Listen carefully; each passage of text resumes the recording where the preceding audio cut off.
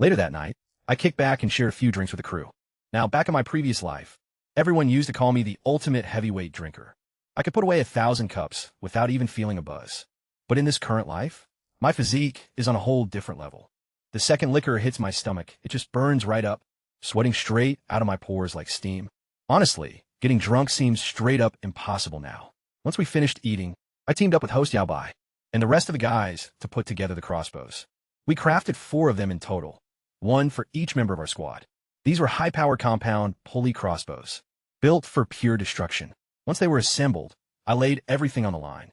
I spilled all the details about Blackwind Stronghold, the bandit threat, and the master plan I had cooked up, just the 4 of us taking on an army of nearly 100 bandits. I looked them in the eye and asked if they were terrified. Hell no! Xiao Dashi roared out loud, hoisting a massive 100-pound stone weight straight over his head, even though his arms were visibly shaking like crazy. If you're so fearless, then why are your legs trembling? Ho Xiaobai clapped back, teasing him, before casually cocking his crossbow and firing a bolt that struck a target no bigger than a coin on the far side of the room. Man, his marksmanship just keeps getting deadlier. That's adrenaline, not fear, you idiot. Dashi snapped back, his eyes practically popping out with pure indignation. Meanwhile, Lu Chunxiu went silent, deep in thought for a moment, before turning to ask how I intended to tackle this impossible fight. I threw it back at him, telling him to lay out his thoughts first. I've been keeping a close eye on these 3, watching them evolve, and their individual strengths were becoming crystal clear. Chunxiu is the brain, sharp, tactical, an absolute master at reading the battlefield. Xiaobai is all precision, a lethal, dead-eye sniper by nature. And Dashi? Straightforward and fiercely loyal, packing insane raw strength while following orders to the letter. Out of all of them, Chunxiu definitely had the most strategic potential. So Chunxiu broke down his proposed strategy. It was decent, sure, but way too theoretical, full of reckless assumptions that would get us killed in real combat. I pointed out his fatal flaws and revealed my own battle plan instead. The moment I finished, all 3 of them just stared at me, completely speechless. Brother Chun, I've literally never heard of tactic like that before. Can a wild plan like that actually work? Chunxiu gasped. I just flashed a smirk. We'll run a field test in the deep woods tomorrow and find out. Right then, little Qingwan let out an excited squeal. The tiger cub just opened its eyes. Quick, come look. We all immediately crowded around it. The little guy blinked open its striking amber eyes, curiously taking in its surroundings and sniffing every single one of us. It started flailing its tiny paws in the air, insanely cute, honestly. I scooped it up gently into my arms. This little beast was already pushing 4 pounds, and it had only been 2 weeks. With a heavy build like this, it could easily grow into a massive 300 to 400-pound monster later on. The moment our eyes met, the cub suddenly shuddered, and then it actually pressed its front paws together, bowing to me like a whole human being. Whoa, what a smart little beast. Dashi burst out laughing. It already knows who the real boss is. Everyone was dying to get a turn holding it, but Qingwan darted over and snatched it right back. Come to mama, little Jeansy. These rough guys have heavy hands. They're gonna hurt you. The cub took a quick sniff of her, let out a cute little duck-like quack, and immediately snuggled up in her arms. She gently rubbed its belly, and it drifted right off to sleep, purring soft, paws sticking straight up in the air. It had completely chosen her as its mother figure. Makes total sense, I chuckled. Werner has been taking care of it the whole time. Hey, what about me? I helped out too, little Chini complained, jumping up and down excitedly. You could be its big sister, I chuckled. Wait a second. Brother Chun, wouldn't that mess up the whole family tree? She said, making everyone crack up. That girl is truly something else. Later, once everybody had left, Qingwan fed the cub some dog milk, followed by mare's milk. She burped it and played with it on the heated bed, giggling softly to herself. Watching her, I felt a wave of warmth wash over my heart. I sat down right beside her. You overheard everything we were discussing earlier, didn't you? Her eyes welled up with tears as she gave a quiet nod. Don't worry. Everything is going exactly as planned. But those guys are ruthless killers, she whispered, struggling to hold back her tears. And there are only 4 of you. It's way too dangerous. We're getting back up from Xiong's stronghold, I gently reminded her. Bai Xiong is their boss. So why not just let them handle the fight? Why do the 4 of you have to lead the charge? Because I need to train my men. I have to forge Dashi and the others into real warriors, as quickly as possible. She stared at me in complete shock. Train soldiers? Husband, what in the world are you trying to pull off? I gazed out toward the endless, Majestic peaks of Taibai Mountain, a sharp glint flashing in my eyes. I want to build a future where I never have to bow down to anyone ever again, where I never have to walk on eggshells around people, where the entire world looks up to me in awe, and where I live completely free at the very top. Wait, isn't that literally what an emperor does? Qingwan gasped, her bright eyes going wide as saucers. She instantly slapped her hand over her mouth. The second those words slipped out, but she couldn't hide the sheer terror in her eyes. So what if I do become emperor? I said with a calm smile. Kings and generals aren't born with noble blood. Even the founder of our dynasty started out as a nobody. Qingwan was breathing heavily, her eyes frantically darting toward the door in sheer panic. When she saw that no one was lurking outside in the dark, she thought a deep sigh of relief. Husband, please only say these things to me and never to another soul. Talk like that could get you executed. Of course, I'm not stupid, I said, gently stroking the sleeping tiger cub. Besides, dreaming big and actually pulling it off are two different things. For now, we take things slow, one step at a time. She stared at me for a long moment, her mind clearly wandering off somewhere distant. Then, she softly spoke up. A woman shouldn't question the path her husband chooses. Wherever you go, I will follow. As long as I'm by your side, life brings joy, and death holds no fear. That's enough right there. Life brings joy, death holds no fear. I repeated, thoroughly impressed. I pinched her soft cheek softly. You really are the ultimate devoted wife. Aren't you? I married you, so in life I am yours. And in death, I remain yours. I burst out laughing at that. Then, she caught me off guard with another question, her voice dropping to barely a whisper. If you actually manage to reach the pinnacle one day, will you take care of all the refugees and those poor, helpless wanderers? It seemed like even she was taken aback by her own bravery. I went silent for a second, then replied, if that time actually comes, I'll make sure there are no displaced refugees left in this land. Not just peace, but a true golden era, and our people will be able to travel anywhere in the world with their heads held high. Her eyes suddenly blazed with passion. Then I'll follow you through any storm, across mountains of blades and oceans of fire, without even flinching. Well, first you gotta work on your archery, I teased, because your aim is honestly terrible. She buried her face into my chest, pouting, you're so mean. Oh, I'll be even meaner tonight. Time to unlock a few new moves. With all that deer blood I drank every morning, plus the deer blood wine tonight, my body was absolutely bursting with energy. The next day, I paid a visit to old Xiao, the blacksmith's place. I could hear the metallic clanging long before I arrived, but when I actually showed up, I was surprised to spot Zhou Dahi there as well, shirtless and hammering iron right alongside Xiao. Old Xiao quickly pulled me to the side and explained that Zhou Dahi was actually his junior apprentice, and that they had learned smithing under the same master. Dahi never managed to get registered as an official craftsman, got drafted into the military one year, took an arrow straight through his foot, and came back a cripple. Now he was barely getting by on a few meager plots of land, and he wanted to join our team. I stayed quiet for a moment, just standing there with my hands behind my back, taking it all in. I could literally feel Jiao starting to break a sweat. For some reason, people always get anxious whenever I fall silent. Finally, I spoke up, I agree. Xiao almost jumped out his skin with relief. But get this straight, Uncle Xiao, from this moment on, if you want to recruit anyone, you come talk to me first. If I say yes, you do it. If I say no, you don't. No more taking matters into your own hands. Got it?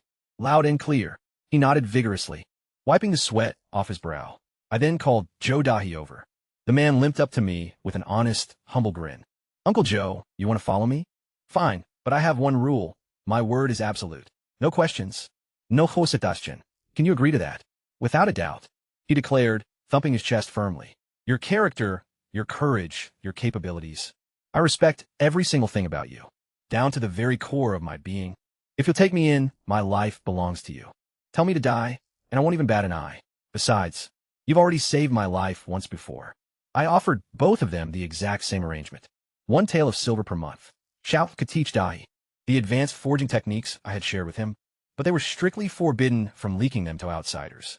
Both men instantly stood tall and gave their oath, swearing they'd forfeit their lives if those secrets ever got leaked. That's a bit extreme, I remarked, patting their shoulders, but a man must always honor his word.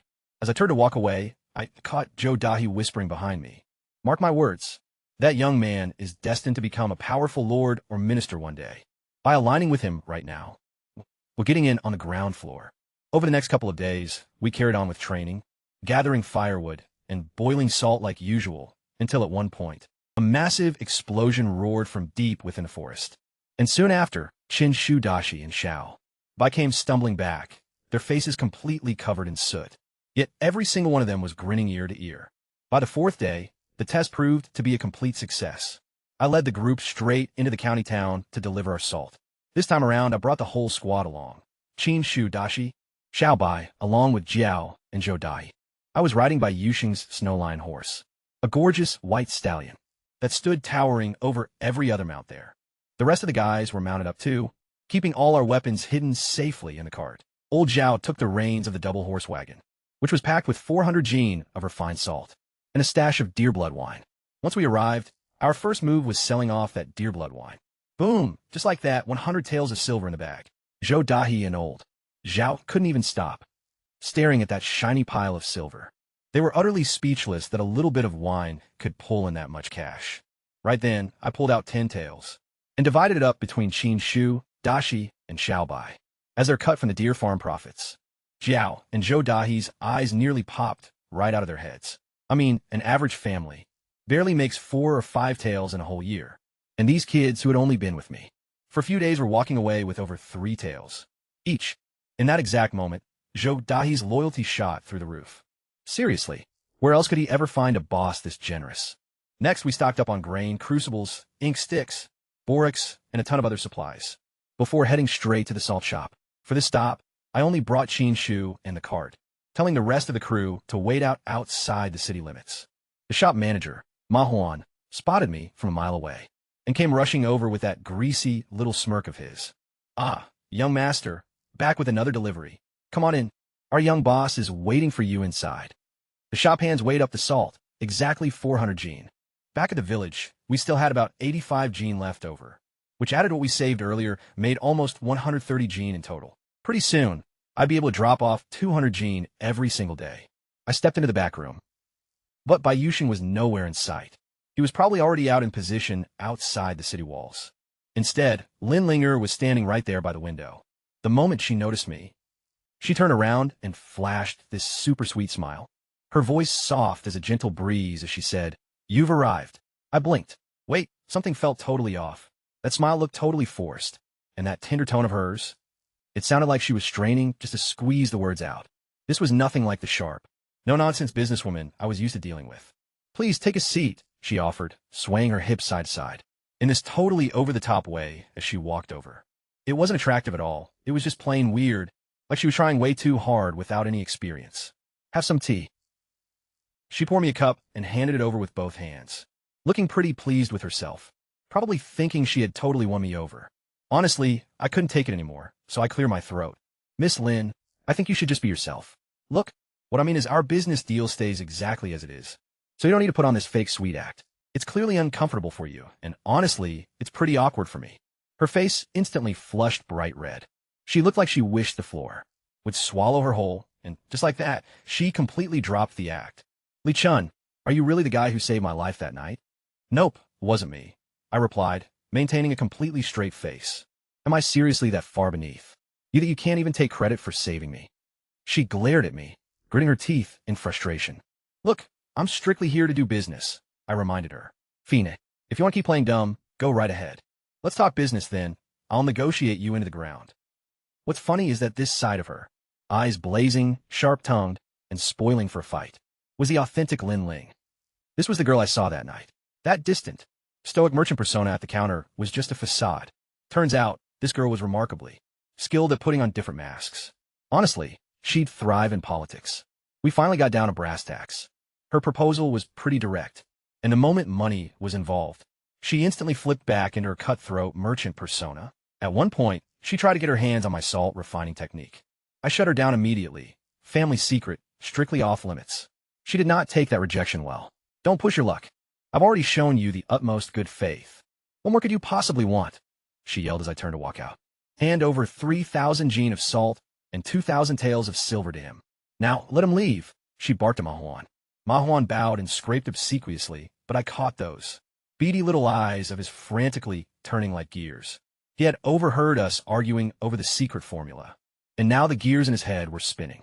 If Lin Linger wanted that recipe too, He needed to move fast on whatever shady scheme he was cooking up. After I stepped out, Lin Linker summoned Manhwa into the back room, putting on a warm, trusting front. She reassured him that he was the person she counted on most in the entire shop, her father's most loyal retainer of nearly 10 years. Manhwa sat down, nodding enthusiastically, his face a total picture of unwavering devotion. Whatever you command, young mistress, I'll execute without a second thought. But I already had bad vibes about that guy. Those sneaky little eyes were constantly calculating something. Linlinger laid out her plan to Manhwa. She wanted him to tail me, get close to me, and extract my salt, refining secrets. She even promised him a 10% cut if he pulled it off. Manhwa could barely hide his sheer excitement. This was the golden opportunity he'd been waiting for all along. Now, he had the perfect cover to approach me without blowing his disguise. However, as he walked away, I noticed Lin Linger watching his back with an ice-cold, calculating gaze. She was setting a trap for him. Smart girl. Meanwhile, I drove my cart out of the city gates, purposely setting a fast pace. Once I got near the rendezvous point where Xiao and the crew were lying in wait, I slowed down. Right on cue, the sound of galloping hooves approached from behind as Manhwa came riding up hard, waving frantically for me to pull over. Young brother, the young mistress sent me to discuss a few matters with you. Do you have a quick moment? Sure, right this way, I replied, gesturing toward the dense tree line along the roadside. He blindly followed me into the woods without hesitation. After tying up our horses, he started rambling, his hands clasped together politely. But before he could even finish his first sentence, I made my move. I delivered a sharp palm strike straight to his carotid artery. His eyes rolled back instantly, and he collapsed to the ground. Xiao Bai, along with the rest, bolted forward, pulling him deep into the shadowed woods. Xiao and Zhuo Dai grabbed the cart and vanished down a hidden trail heading back toward the village. Then a chilling scream echoed from the depths of the forest. It lasted only a split second before cutting off entirely. Someone gagged his mouth shut. We had already extracted everything we needed from him. Chinchiu stumbled out of the trees first, looking pale as a ghost, and immediately vomited. He had never witnessed anything this brutally bloody before. Xiao Bai was leaning against a nearby tree, throwing up as well. Dashi tried to mock them with a chuckle. Can't even stomach a tiny mess. How do you expect to follow Brother Chan? Then he abruptly hunched over and puked too. I stepped out with my hands stained in blood. Chinchu hurried over holding a water skin to wash them off, right as heavy hoofbeats erupted from the opposite direction. A dozen speeding horses charged straight into the woods. Riding at the front was Bai Yusong, stunning and fierce as always with an unconscious, blood-soaked man draped across her saddle. Two of her guards were hauling captives as well. Her warriors scanned me with complex expressions, a mix of curiosity, doubt, and obvious hostility. Upon noticing how young I looked, their contempt only deepened, but I paid them no mind. Did you get all of them? Every single one, she replied with a grin, sliding off her horse. Her crew tossed 3 bodies onto the dirt. Just 3 lookouts, I furrow my brow. Mahone had proved far more cautious than I anticipated. Stationed half a li apart, operating in a relay system, she explained. Had we only ambushed the first 1 or 2, the third would have spotted us and fled. Good thing I brought extra squads. Not a single soul slipped away. Blackwind Stronghold won't have a clue about this. Exceptional work, I said, and I genuinely meant it. She was remarkably thorough and sharp. Oh my dear Chin Chin is complimenting me. I'm so thrilled. She pressed a hand against her chest and flashed me a playful smile. The entire clearing went completely dead silent. Chin Shu, Dashi, and Xiao Bai exchanged meaningful glances, mutually agreeing they had heard absolute zero, and went back to hauling prisoners while her subordinates had eyes burning with absolute rage. Bai Yusung was their goddess, their ultimate idol. And right here, she was cooing my dear Chin Chin to some random teenage boy. You are totally doing this on purpose, I stated blankly. What do you mean on purpose? You have already ridden me 4 times already. I am completely yours now. She gazed at me with simulated affection, though I caught the mischief dancing in her eyes. Ridden her 4 times. The men standing behind her looked ready to blow their tops. Li Chan, draw your weapon. One of them vaulted off his mount and yanked out a long sabir. Pointing it dead at me, Bai Yusong leaned in closer, her warm breath brushing against my face. Don't think I'm unaware of what you're plotting, Chin Chin. You're trying to take control of my Shang stronghold, aren't you? Well, here is your chance. Take down my captains and earn their respect, and the base is officially yours. And naturally, so am I, she giggled. I kept a deadpan expression. How could you tell I wanted your stronghold? You intentionally beat me 4 times. Bai Yuxiong replied with a smirk. You completely crushed my pride and ego. If you were just looking to make a simple trade, you never would have gone that far. So the answer is pretty clear. You want both me and my base. Besides, a man with no ambition isn't much of a man anyway. I looked at her with a newfound respect. She had read my mind completely. Far from feeling embarrassed about being exposed, I actually respected her even more. This woman was definitely no ordinary bandit leader. Li Shun, draw your weapon. The enraged guy behind her roared again. He's all yours. Chun Chun. Bai Yuxiong teased, playfully stepping back. Name yourself. I demanded. Chong Wang, second in command of Yuxiong's stronghold. I don't need a blade to handle you. He charged forward with a shout, bringing his saber swinging down hard, though I noticed he had flipped it to the flat side. Even furious, he wasn't trying to take my life. After all, we were supposed to team up against the Black Wind. Stronghold down the line. He just wanted to teach me a lesson, which I could respect. However, that didn't change what came next. My reactions were faster than his strike. I slipped right past his guard like a ghost, seized his wrist, locked his arm, drove my hip into him, and executed a flawless shoulder throw. He slammed violently against a tree trunk and collapsed, struggling to get back up. My physical condition was recovering nicely, reaching about half of my peak. Strength in just 2 weeks. Not bad in the slightest. Who's up next? Third Chief, Liu Handong, stepped up, wielding a heavy iron staff that easily weighed over 20 pounds. He thrust it right at me like a spear, clearly holding back too, which I appreciated. I rerouted the strike along my left forearm, grabbed the shaft, and yanked hard. And as he yanked back in response, I suddenly let go. His own momentum threw him completely off balance, sending him stumbling backward. I was already right there, delivering a heavy strike to his gut with just the right amount of force. He doubled over instantly and threw up all over the place. I had already sidestepped out of the way. 2 chiefs down in seconds. Bai Yuxiong clapped her hands and cheered. What amazing technique. Her subordinates glared at her with hurt looks. Whose side was she even on? The rest of you, attack me all at once. I'm on a schedule. They exchanged glances, their faces burning with anger and embarrassment. Ganging up on me felt humiliating, but their top 2 fighters had just been utterly humiliated by my bare hands. Taking me on one by one meant certain defeat. Fine, get him. They tossed away their weapons and rushed me from every angle. 3 guys led the charge, 1 diving for my waist, and 2 reaching to grab my limbs. The guy in the middle caught my rising knee right to his jaw and went down cold. Without missing a beat, I threw a sidekick into the guy on my right, sending him airborne. Before quickly pivoting around, I slammed my shoulder hard right into the guy on my left. A brutal, full-body tackle. He went flying back, crashing straight into 2 of his buddies. From that moment on, I was an apex predator tearing through prey. Fists, elbows, knees, feet, shoulders. Every single part of me was a deadly weapon. High strikes, low leg sweeps, long jabs, tight hooks. 10 breaths. No, less than 10 breaths. And all 13 of them were eating dirt. Every last one of them. And that was me holding back. If I hadn't, bones would have snapped into pieces, or worse, they'd be dead. I stood there, letting out a long, controlled exhale. A light sheen of sweat on my brow, but I wasn't even winded. 20 days of grueling training had paid off big time. Anyone else want a piece of this? They just sat on the dirt in complete silence, clutching their bruised bodies with heads hung low. Not a single peep. I could read it all in their eyes. Total defeat, utter shock, and sheer terror. I took on a whole squad, completely barehanded, and not one of them managed to land a scratch on me. I turned my attention toward the dense forest. Qin Xiu and the squad had just wrapped up, interrogating those 3 scouts. I had forced them to watch every second of my brutal questioning of Manhwa earlier, making them witness the entire gory process. This wasn't just about passing down combat moves to them. They needed to grow up fast, and that meant getting used to real blood. The 3 lookouts had spilled everything almost instantly. Spineless cowards, the lot of them. Their intel lined up perfectly with what Manhwa had blabbed. The Black Wind.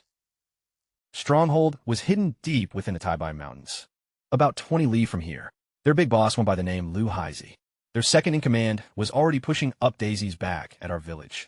The 3rd chief was our prisoner Manhwa, and the 4th chief, that slick-talking scout, Zhang Wang. Well, I had personally dealt with him earlier, though the Black Wind stronghold didn't even know it yet. They still had over 70 bandits lurking back at base, waiting on standby to come kidnap me and steal my valuable secret for refining high-grade salt. Bai Yuxiong strolled right over and locked her arm around mine, purring, "Oh, my sweet Qin, you're so incredible. I'm absolutely head over heels for you. You really should give me some private lessons." I'll let you take total control however you like. Seriously, the wild stuff that comes out of this woman's mouth. Move out, I barked. Vedragd Manhwa, and the 3 lookouts along with us, and marched straight toward the Black Wind stronghold. Bai Yushuang's crew consisted of about 30 fighters, not her entire band, and they were short on horses for everyone. Even so, these 30 were all burly, capable young men, and a few could even read and write, which caught me off guard. Definitely solid material to work with. Using our captives as pathfinders, we navigated through the rugged mountain paths until we reached a ridge about 5 li away from the enemy base. In the fading light of dusk, I could make out the stronghold across the gorge, a leveled mountain peak packed with crudely built wooden structures. The front was guarded by a log palisade, roughly 2 zhang high, complete with a main gate and 3 trails winding down the slope. Behind the base was nothing but a sheer vertical drop, 100 zhang straight down, way too treacherous for even wild monkeys to scale. We hunkered down to rest and eat, keeping fires strictly forbidden. We couldn't risk giving away our position. My guys and I chowed down on soft white flour steam buns, roasted game birds seasoned with fine salt, crisp pickled radish, and salted potatoes. The men from the Xiang stronghold couldn't tear their eyes away. They were stuck gnawing on dark mixed grain, biscuits that basically tasted like pure sawdust. Before long, a few of them were practically drooling just watching us dig in. Now, I've always taken my meals seriously. Back when I was a mercenary commander, leading thousands of troops in a battle, my golden rule for supply lines was simple. No matter what it takes. My men eat like kings, especially high-calorie rations, because you can't wage war on an empty stomach. Dashi, being himself, just had a flex on them. He threw his head back and smacked his lips, as dramatically as humanly possible, making these poor guys salivate even worse. Once my boys finished stuffing their faces, I ordered them to hand out the leftovers. Half a ration bun for every Xiang guard, along with the extra game birds, pickles, and salt. Nothing buys loyalty faster than free food, especially when everyone is starving. Just like that, the tension between our groups completely melted away. A few of them even shouted out, "Thanks, Brother Chan." Meanwhile, Bai Yusung tried to sneak a kiss on my cheek. I whipped my head back and dodged it instantly. "You looking for another beat down?" I warned. She just pouted, swiped the bun right out of my hand, and took a huge bite. "I love eating what you've touched," she teased. "It feels like an indirect kiss." I massaged my temples and forced the conversation back to business. "All right. Here's the game plan. 3 of your people stay, put to guard the horses. The rest of you fan out and lock down the side trails. And the main avenue. Set up lookouts on high ground. Nobody gets out alive. The 4 of us will infiltrate the fortress under cover of night and wipe them out." "Wait, what? Just 4 of you? Against nearly 80 bandits? And you plan on taking down the whole camp?" Zhang Guang and Lu Handong stared at me like I'd completely lost my mind.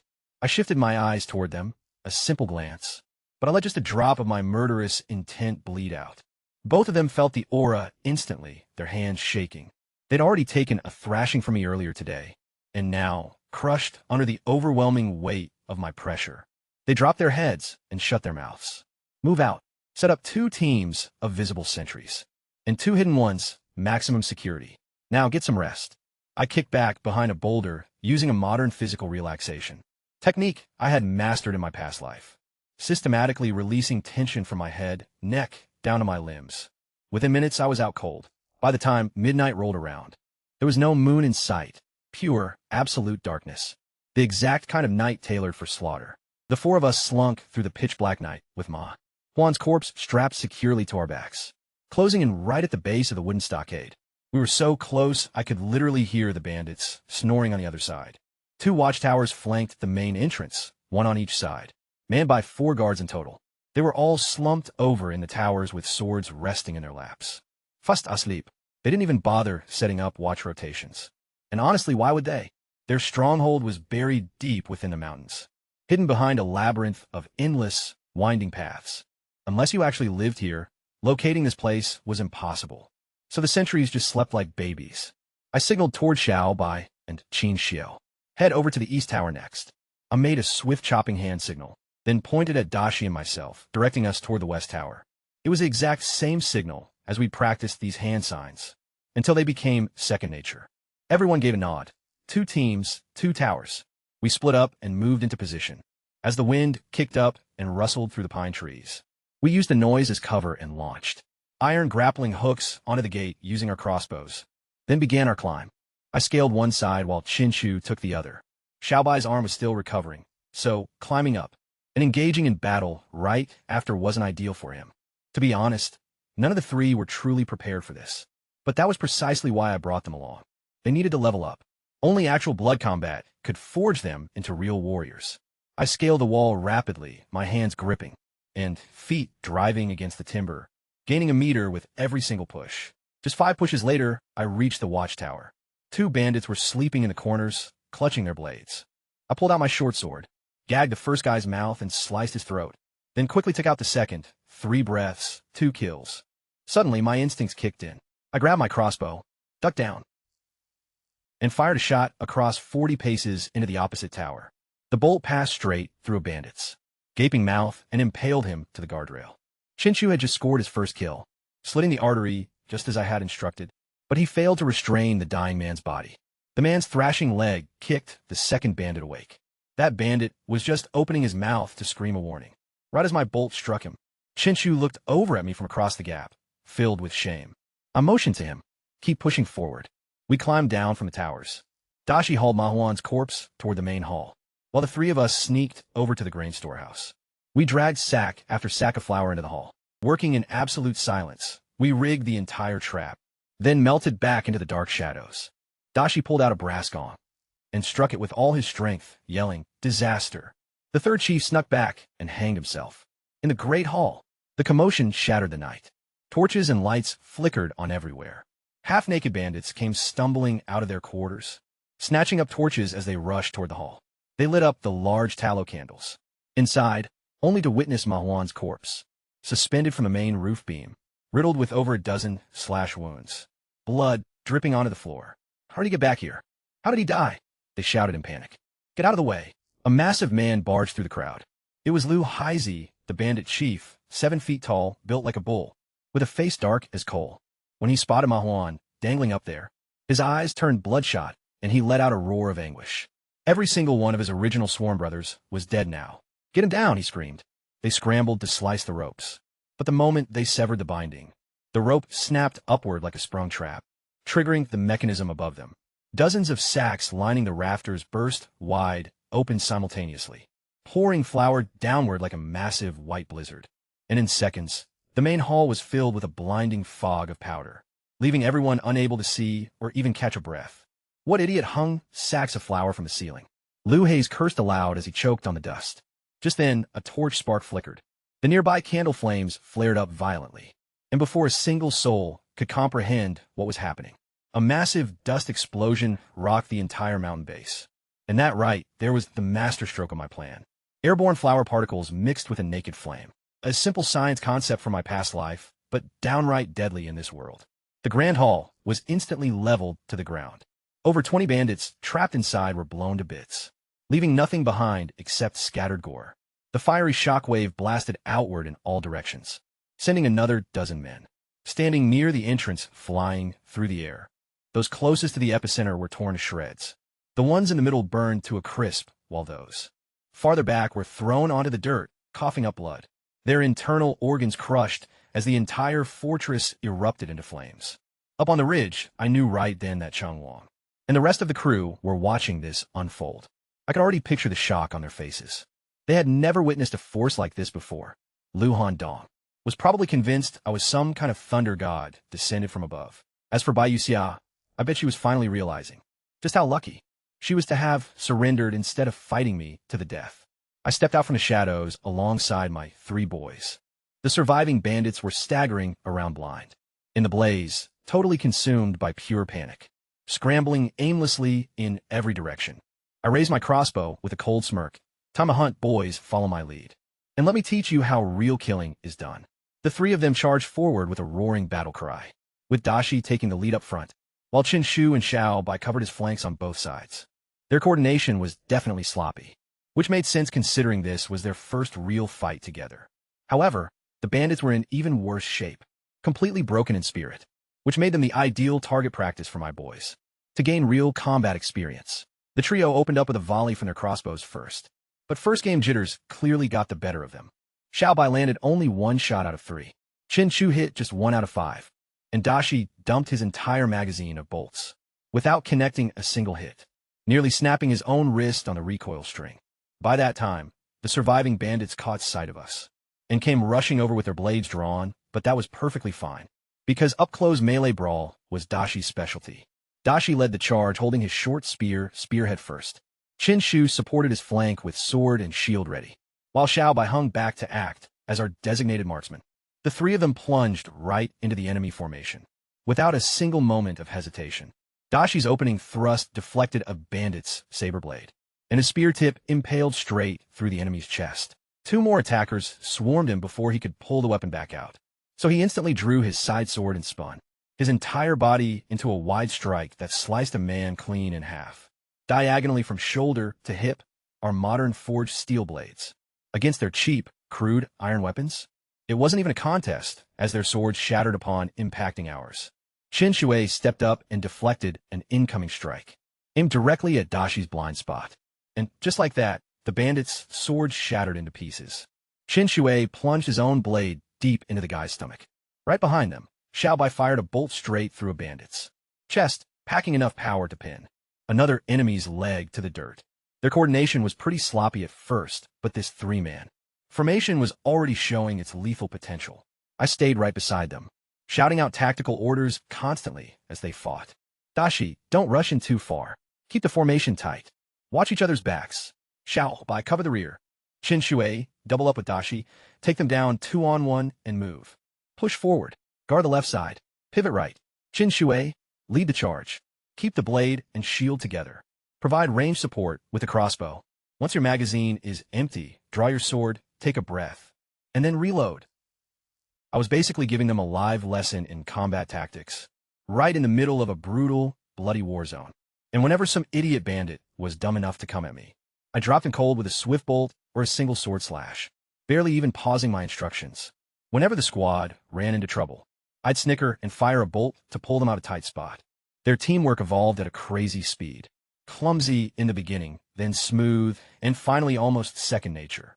Their combat skills sharpened, their battle experience exploded, and most importantly, their confidence skyrocketed.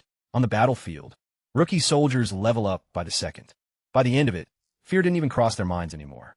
They had completely smashed through that initial mental wall of terror, tasted blood, and something switched inside their heads.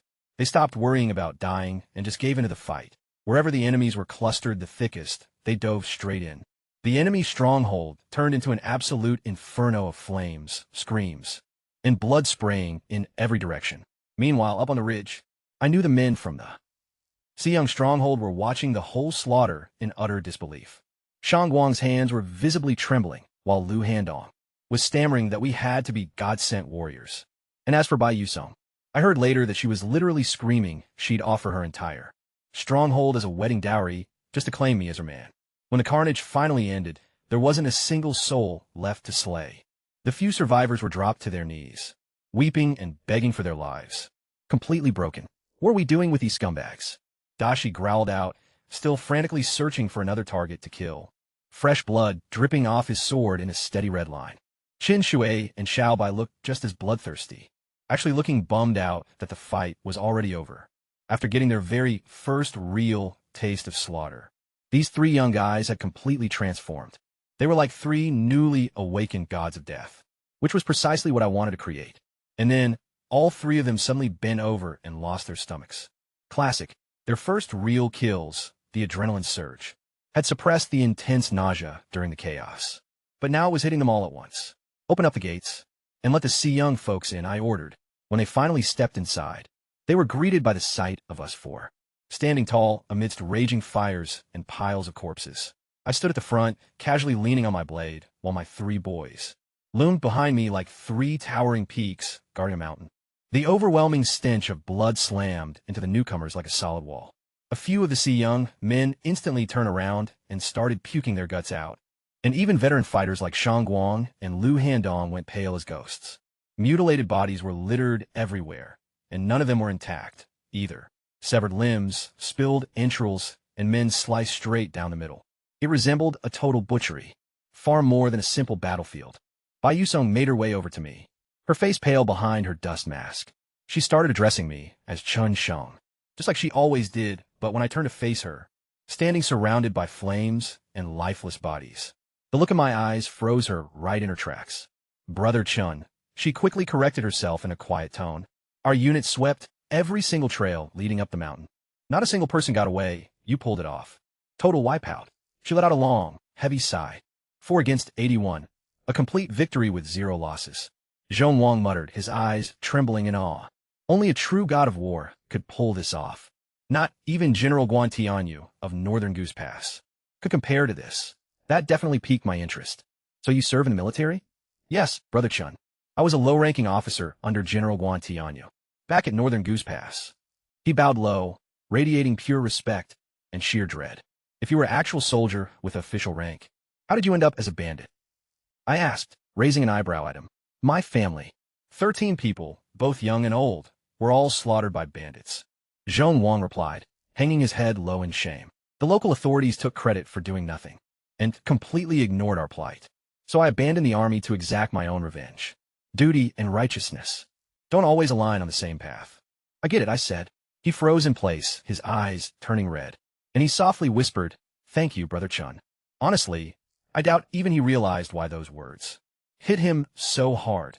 After years of living with shame and judgment, having someone powerful, enough to actually matter, finally validate him was huge. I then turned to Lu Handong. What about you? Bandits stole all our grain, and my entire family starved to death.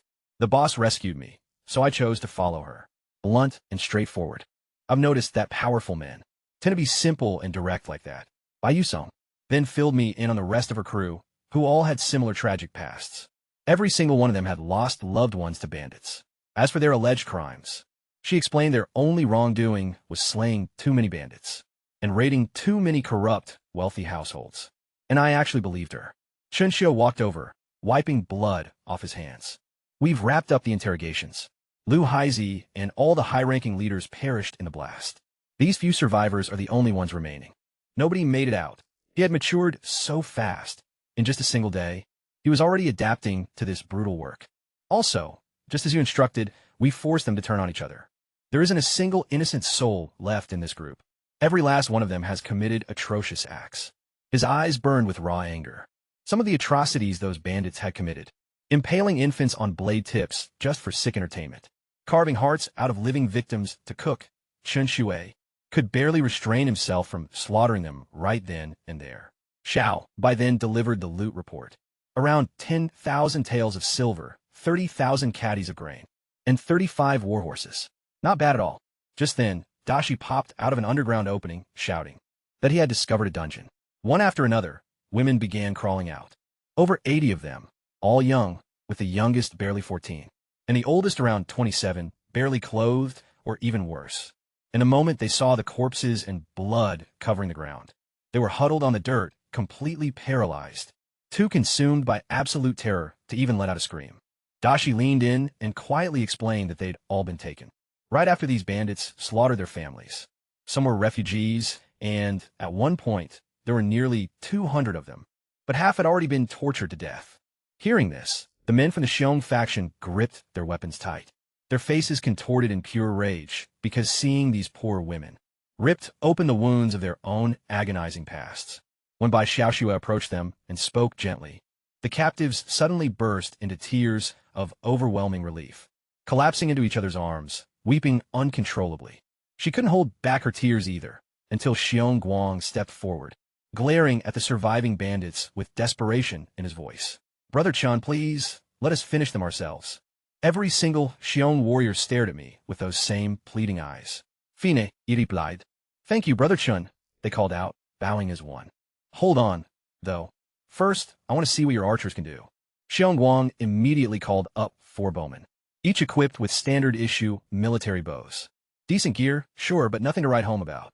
Just 4 archers in the entire unit was definitely stretching it thin. But training proper bowmen takes years of dedicated work. Unlike our repeating crossbows, where all you really need to master is lining up your target. All right, you get 1 shot, I told them. Show me how many you could drop. Dashi, cut them loose. Dashi slashed right through the ropes, binding the 13 remaining bandits. Grinning as he yelled, Run, you miserable rats. Let's see if your scrawny legs are faster than incoming arrows. Panicked, The bandits scattered in every direction, screaming at the top of their lungs as they made a break for the main gate. I let them gain 30 paces of distance before shouting, "Fire!" Arrows flew into the air, but whether it was nerve-wracking pressure or just plain lack of skill, the archers ended up missing way more shots than they landed. By the time the fleeing bandits actually reached the compound gate, only 7 had fallen, leaving 6 still alive, sprinting toward freedom and already past 50 paces out, far too distant for these amateur bowmen to hit anything. Useless, Xiong Guang cursed under his breath, preparing to chase them down on foot. Except I had already made my move.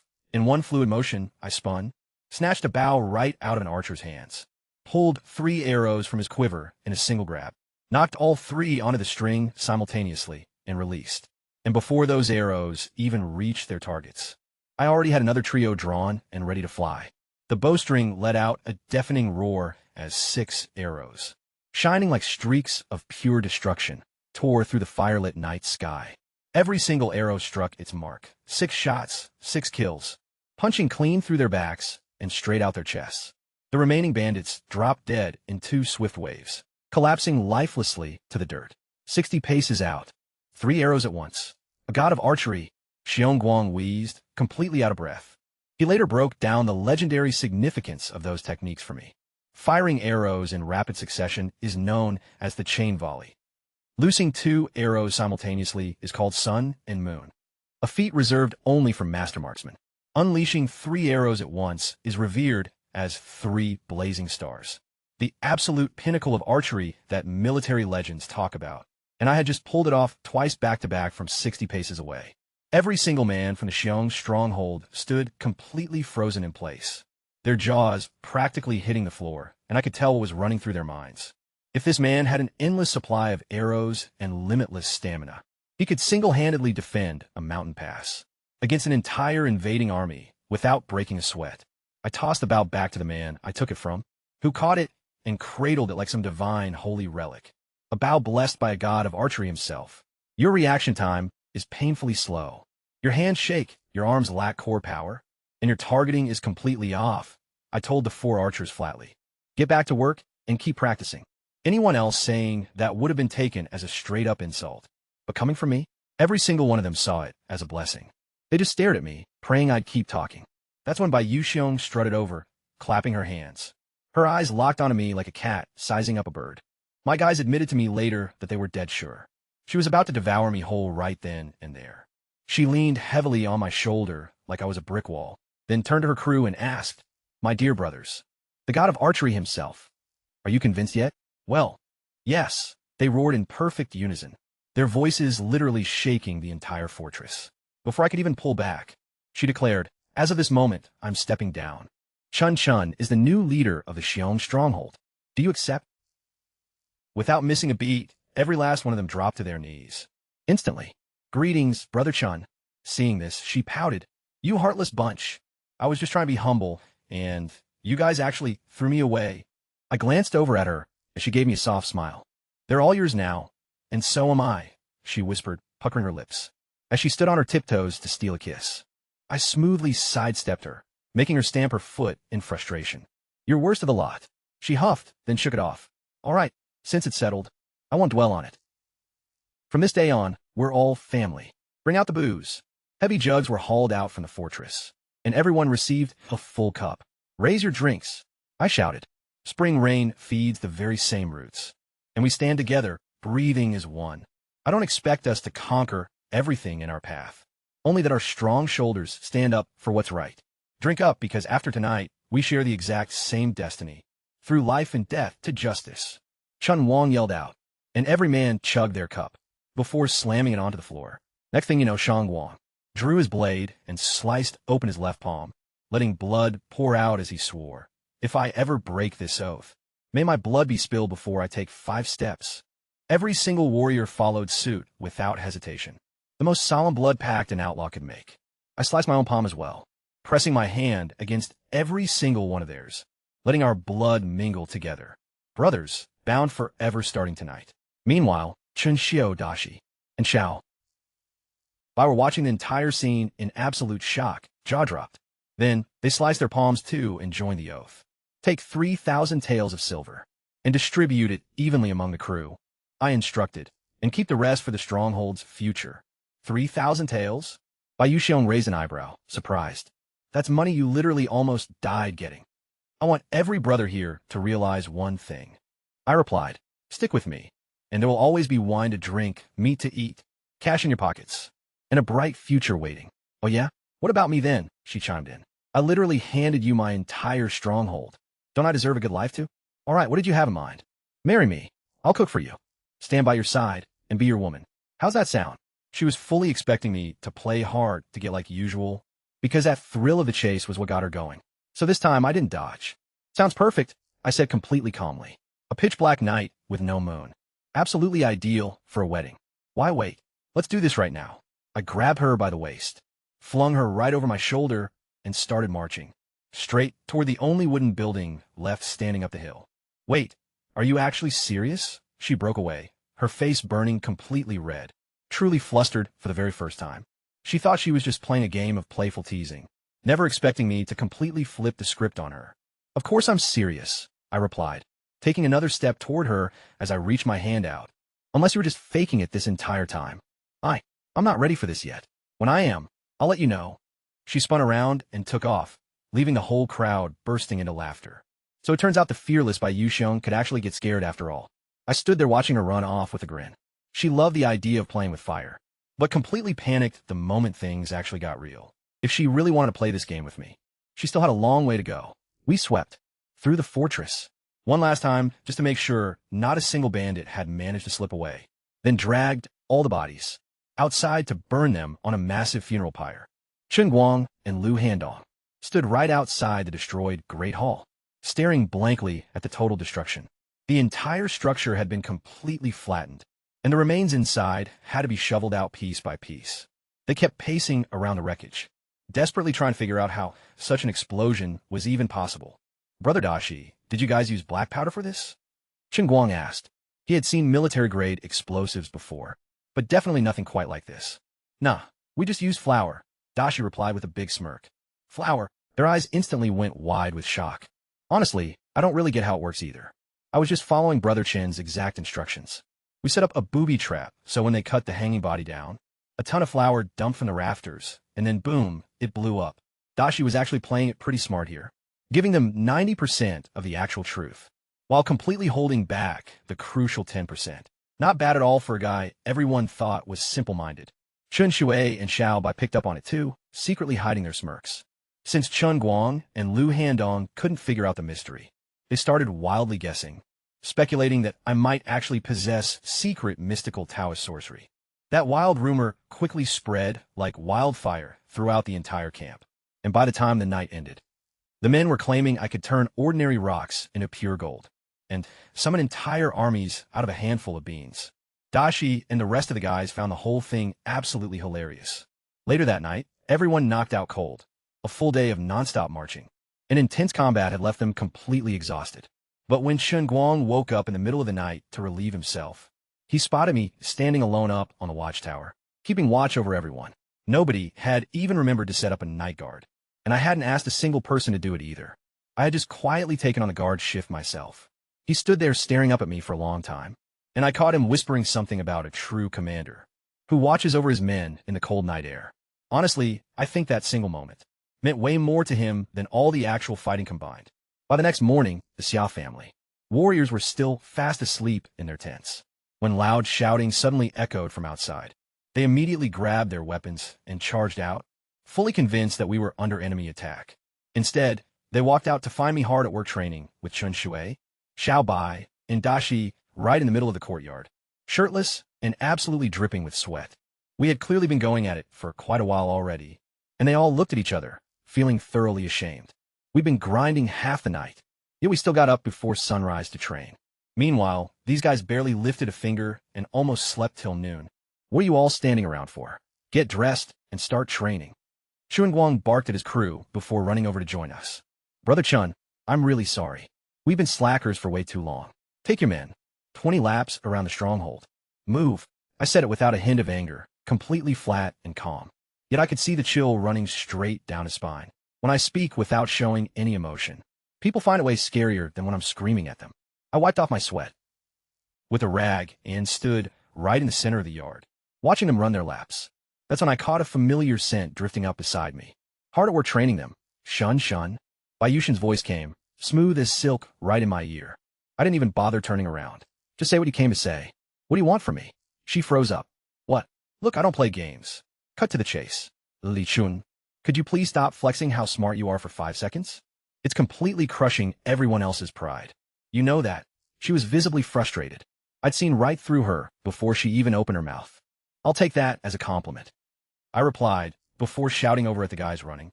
Chun Guang, if you're actually serious about training, pick up the pace. Keep up with Chin Shu's group. Faster. Then I turned back to her. You went out of your way to orchestrate opportunities for me to win over your men.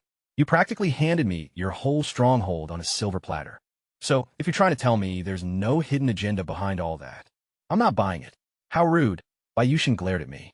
She kicked a small stone across the dirt, before finally giving in. Fina, I gave you the stronghold, but I have one condition.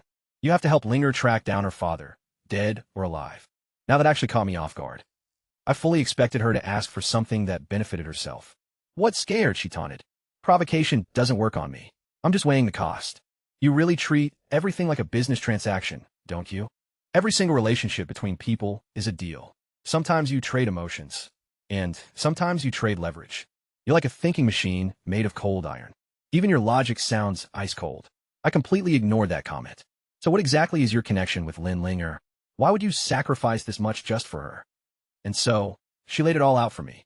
Lin Linger's father, Lin Yufeng, was a prominent salt trader operating beyond the border. Bayushin had grown up right alongside Linger, practically like sisters. After her own father passed away, Lin Yufeng took her in and cared for her like his own flesh and blood. If it wasn't for the Lin family, she literally would have starved to death on the streets. And when the time came for her to build up her power and seek out her revenge, it was Linger who secretly financed her whole operation. So yeah, she said, I hand over the stronghold to you, and you bring her father back. That's how I pay off my debt to her. You show more loyalty than most men, I noted. So what happened to her father? She went on to explain. 3 months ago, Lin Yufeng headed out to the Jianzhou salt flats near the eastern coast to secure a shipment, but he vanished and never returned. Both Linger and Bayushin. They made multiple trips out there in search of him. The only thing they managed to uncover was that, as the Mo tribes witnessed the northern Mang and western Hu launching their assault on our dynasty, they jumped at the opportunity to stir up trouble themselves. Violent clashes broke out around the salt fields, and although the imperial army eventually reclaimed the area, every single salt worker had already been carried off. To make matters worse, Lin Yufeng, who happened to be at the site when it all went down, vanished without a trace. Not a soul knew where he went, but Bai Yuxiang was convinced the Mo people had taken him hostage, since he possessed the secret to salt extraction and had the authority to lead the workforce. He was invaluable to them, meaning there was a solid chance he was still alive. I'll take the job, I declared. 3 months from now, once winter sets in, I'll lead a team into Mo territory and drag him back here. Her face immediately lit up. Seriously? Just like that? Deal. I accept. But can we do it any sooner? I'm terrified conditions might change. You want to know why I need 3 months? I gestured over to Zhang Guang and the rest of the crew, who were currently stumbling through their laps, wheezing and huffing like broken bellows. The formation was stretched impossibly thin, with the lead runners nearly lapping the slowpokes at the back. Because they're completely useless, I need a full 3 months to mold that hot mess into actual elite warriors. Without them backing me up, I can't pull this off alone. She glanced over at them and finally got the message. Then, cupping her hands around her mouth like a megaphone, she hollered right across the training ground, "Listen up, brothers. Qin Shin just said every single one of you is useless." I pinched the bridge of my nose in total frustration. 3 minutes. She couldn't stay serious for even 3 whole minutes. Pick up the pace. Zhang Guang bellowed, his face turning beet red. He's right. We are useless. Move your asses. Damn it. They roared in unison, pushing past their limits and kicking up thick clouds of black dust into the air. Right then, a strange detail caught my attention. The dust was way too dark, and the ground itself was jet black, which couldn't just be from last night's blaze. Even all the way down in the far corners of the wall, the dirt was heavily stained black. I squatted down and began digging with my bare fingers, going 2 knuckles deep before finally hitting standard yellow earth. Every bit of soil above that layer was pure black. I rubbed the dark earth between my fingertips, and suddenly, realization hit me like a truck. My eyes went wide. I stood right up and tossed the dirt high into the air, carefully observing how the wind scattered it. The breeze was blowing straight up from the sheer cliff behind the fortress. Taking a deep breath, I shouted over to the Asura and the guys, "Fetch me some rope." I needed to make my way down that cliff edge. Something was lurking down there, and I had to see what it was. "What in the world are you doing?" Bai Yuxiang inquired, watching my every move with total bewilderment.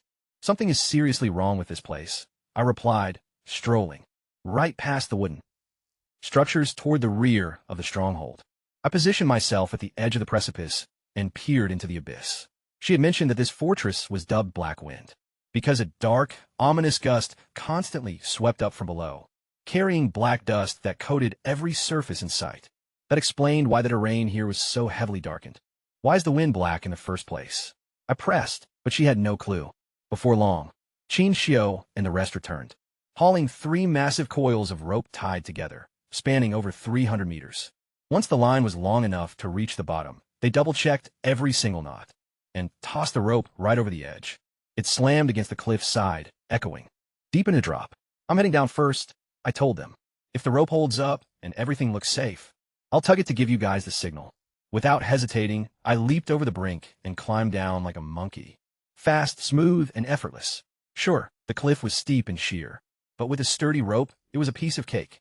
Reaching the bottom, I held my breath to check for toxic fumes. Nothing. The air down here was actually fresh and circulating fine. I noticed a few scattered skeletons nearby. Unfortunate souls who must have accidentally fallen from above. Then I took a real look around, and my heart nearly stopped. It was a massive, sprawling valley, wide open, spanning roughly 500 jong across, hemmed in on every side by towering mountains. Only a single, narrow gorge carved a path out into the unknown. There wasn't a tall plant in sight, just patchy, stunted wild grass struggling to survive. And as for the ground itself, where years of wind and rain had completely stripped away the topsoil, it was pitch black and exposed, slabs of solid black rock jutting out everywhere you looked. Coal. It was literally coal. I'd suspected at the moment I caught sight of that black. Thus back at the stronghold, fine black powder blowing up from the abyss could only mean one thing. A massive coal deposit nearby. And not just any random deposit either. This was a fully exposed surface mine, sitting right under the open sky. I sprinted over and grabbed a chunk. My hands were visibly shaking, not out of fear, mind you, but from pure, unadulterated excitement. In my former life, I had spent years working in the mining industry. I could judge the quality of coal with a single glance. This right here was anthracite, the absolute highest grade of smokeless coal, the ultimate fuel source for smelting high-end steel and iron, the very backbone of basic industry. And it was sitting right here on the surface. No deep shafts to dig, no dangerous underground tunnels. You could literally just scoop it up and burn it. I scanned the valley. This coal field easily spanned 10 to 15 square kilometers, if not way more. That translated to reserves in the tens of millions of tons. About a minimum for where I was at right now. That was way more than enough. With an insane supply like this, I could forge enough weapons to gear up a 200,000-strong army. I clenched my fist, my eyes burning with pure ambition. Coal meant raw power. If I could secure an iron mine next, and lock down enough food supplies, just those 3 elements, and I could build a legitimate power base. Suddenly, something clicked in my head. The regional maps from the local archives I'd been poring over began overlapping with memories of my past life. Maps of the Northeast region that I remembered from the modern world. Image after image aligned, merged, and fit together perfectly. I let out a long breath and smirked. So this is the Fuzhou coal mine. Back in my old life, it wasn't some world-famous mine, just a modest operation. They built a small city around it, which eventually faded into obscurity once the coal reserves dried up. But before it ran out, this single humble mine had churned out 60 million tons of top-tier coal, powering factories, and lighting up homes through massive power grids, fueling 2 decades of explosive growth. Past life or present, the mine sat in the exact same spot. And if this resource was really here, right in the exact same spot as before. So what about all the other locations? The vast northeastern region was sitting on a massive, untapped gold mine of resources, iron, copper, oil, you name it. I stared up at the sky, my heart racing wildly. If the geography of this world really lined up with my past memory, then I had just stumbled upon something mind-blowing. I wasn't just fortunate. I was filthy rich. I tugged the rope 3 times, and before long, Qin Xiu, Dashi, and Xiao Bai scrambled down one after another, taking care not to snap the line. Even Bai Yuxing made her way down. What is this black stuff? Dashi scooped up a chunk and examined it carefully in his hands. Qin Xiu and Xiao Bai were totally clueless, but Bai Yuxing recognized it immediately. That's rock coal. I've seen wealthy families back in the mountain pass burn it for cooking. Deleted line to match SRT count, combined into line 18 context. It creates a ton of smoke, costs a fortune, and is a pain to mine, so hardly anyone uses it. Have you ever seen folks use it to forge iron? I probed. I've passed a few foundries with my father, and they always burn charcoal. Hold on, are you telling me this black dirt can smelt iron? It absolutely can, I replied. Let's head back up. Once we climbed out, I laid it straight out to her. Relocate Xiongtsuan stronghold here. No way. This place is filthy. The dusty black wind will turn everyone pitch black. I didn't waste breath arguing. Suit yourself. Then I'll just bring my own crew here to set up iron smelting and start forging weapons. These sprawling high mountains are actually perfect for military training too. I drew my sword, giving it a stylish twirl in the air. I forged this blade with my own hands, and eventually, every single man will get one. Wait, I changed my mind. Count me in. Just like that. The second she heard the words weapons and training, her eyes practically sparkled. A bandit chief's power relies entirely on raw strength, and she'd already witnessed what my blades were capable of, slicing through regular swords like butter. I looked her in the eye. Move tomorrow. Deal. I tossed my sword toward her, sheath and all. It's yours now. Is this a betrothal gift? She caught it, beaming with joy. Think whatever you want, I muttered, rubbing my temples. Just then, Qin Xiu walked over with a grim look on his face. He was staring off toward the women. Over 80 of them gathered together, eating breakfast. They were painfully emaciated from relentless abuse, even though they were all in their youth. Their pale faces reflected nothing but pure terror. They took tiny, cautious bites, glancing up anxiously after every single mouthful, utterly terrified of being beaten just for eating too much. Their makeshift chopsticks were nothing more than small twigs, snapped right off nearby trees. Brother Qin, what should we do with them? Qin Xiu asked. Give each of them a tael of silver for travel expenses, and send them back home. Qin Xiu let out a heavy sigh. More than half of them are refugees. Their entire families are gone, and they have nowhere left to run. As for the rest, their relatives were slaughtered by the bandits. Even if they leave, they'll just end up wandering the streets again. Or worse, get sold into brothels. Are you suggesting we keep them here? I know it's a huge burden to feed. Extra mouths in tough times like these, he said cautiously, avoiding direct eye contact with me. But you're a good-hearted man, Brother Qin. You wouldn't just stand by and watch them perish. Besides, the stronghold is going to need extra hands anyway. They are still youthful and capable. So let them remain here to contribute however they can. Yet before I could even reply, those women had already overheard us. One after another, they set aside their chip bowls, stood right up, walked over, and fell to their knees before me, with the oldest woman among them pressing her face directly against the dirt. And as she looked back up, tears were streaming down her face. Great Chief, we have nowhere left to call home under the heavens. We know you're a compassionate man. Please take us in. We can handle any task you give us. We hardly eat anything, and we won't cause any trouble at all. Please, she pleaded, slamming her forehead into the ground once again. And every single one of them followed suit, striking their heads against the dirt while weeping and begging. The sheer impact of it, all those foreheads hitting the earth along with all that desperate crying, echoed across the entire courtyard. And every man standing near me looked visibly pained by the sight. I could even sense Baek Yusong watching me intensely, fully tense, eagerly waiting to see what kind of man I truly was deep down. So I stepped forward and gently helped the elderly woman back to her feet, releasing a deep sigh as I said, "You have all endured enough suffering. The harsh elements have broken you down for far too long. You can stay." A brief, total silence fell over us before the entire place erupted, and the women burst into tears again, not out of despair this time, but out of overwhelming gratitude, constantly bowing and crying, while the men raised up their weapons and began cheering loudly, with someone even shouting, "Long live Brother Chan." I noticed Baek Yusong finally exhale a breath she had been holding in, gently placing her hand over her chest.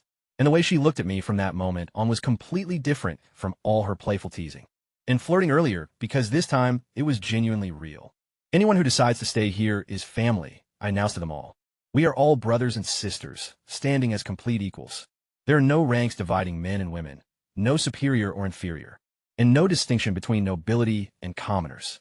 When there is work to do, you pull your weight, and when it's time to train, you train hard. We watch out for one another and transform this location into a genuine home, and those words hit them deeply, especially striking the women, since no one in their entire lives had ever told them they were equal to anyone else. The oldest woman just stared at me in absolute shock. "Do you really mean that?" she asked, to which I replied, "Of course, so what is your name?" "Wanong. Since you're older than me, I'll refer to you as Sister Hong," but she panicked, saying no. "Chief, I couldn't possibly accept that." So I countered, "I just declared that everyone here is equal." Which means yes, I absolutely can, as I place my hands gently onto her shoulders. "Starting right now, those younger than you will address you as Sister Hong, while the older folks can call you Honger, got it?" The men gathered around us, hoisted up their weapons, and enthusiastically chanted her name. She wiped her tears away roughly and nodded in agreement. And all the women stood up together in unison, bowing continuously and expressing their gratitude through their heavy sobs. Then Jin Shio approached me and dropped to his knees right in front of me. "I took action without getting your approval beforehand. I am truly sorry, so please punish me," but I pulled him back on his feet. "Doing good deeds never requires asking for permission first. So you did absolutely nothing wrong." And then I cracked a smile. "I'm willing to bet you already mapped out a plan for how to properly settle these women." And he smirked back. "You really don't miss a single thing, Brother Chun," and honestly, his plan was rock solid. We already possessed my upgraded spinning wheel design, so we could construct more of them and add weaving looms to establish a full-fledged textile workshop where the women could manufacture fabric for our own people's needs and export the leftover inventory to generate steady revenue to cover everyone's wages. I instructed them that we'd construct the looms ourselves, rather than purchasing them. The total loot from this raid was absolutely massive. We had completely obliterated every single bandit in the Black Wind hideout. Our haul included over 300 weapons, 50 bows, and 1,000 arrows, along with more than 10,000 taels of silver. Even after handing out 3,000 among the crew, we were still left with 7,000. Not to mention 30,000 gene of grain and 35 horses, half of which were Maras. And most importantly of all, I had taken total control over the entire Xiong stronghold. That meant over 100 battle-hardened warriors, every single one personally chosen by Xiong, for their integrity and bravery. Roughly 30 of them were standing right here with us, while the remaining 60 or 70 were still back at the old base. Bai Yoxiong was set to handle their relocation within a matter of days. Throw in the 80 women, and our numbers were pushing close to 200 people, all young and capable. This was the true foundation of my power. I spent another half-day at the site, mapping out a comprehensive training regimen for Zhang Wang and Lu Handong to execute.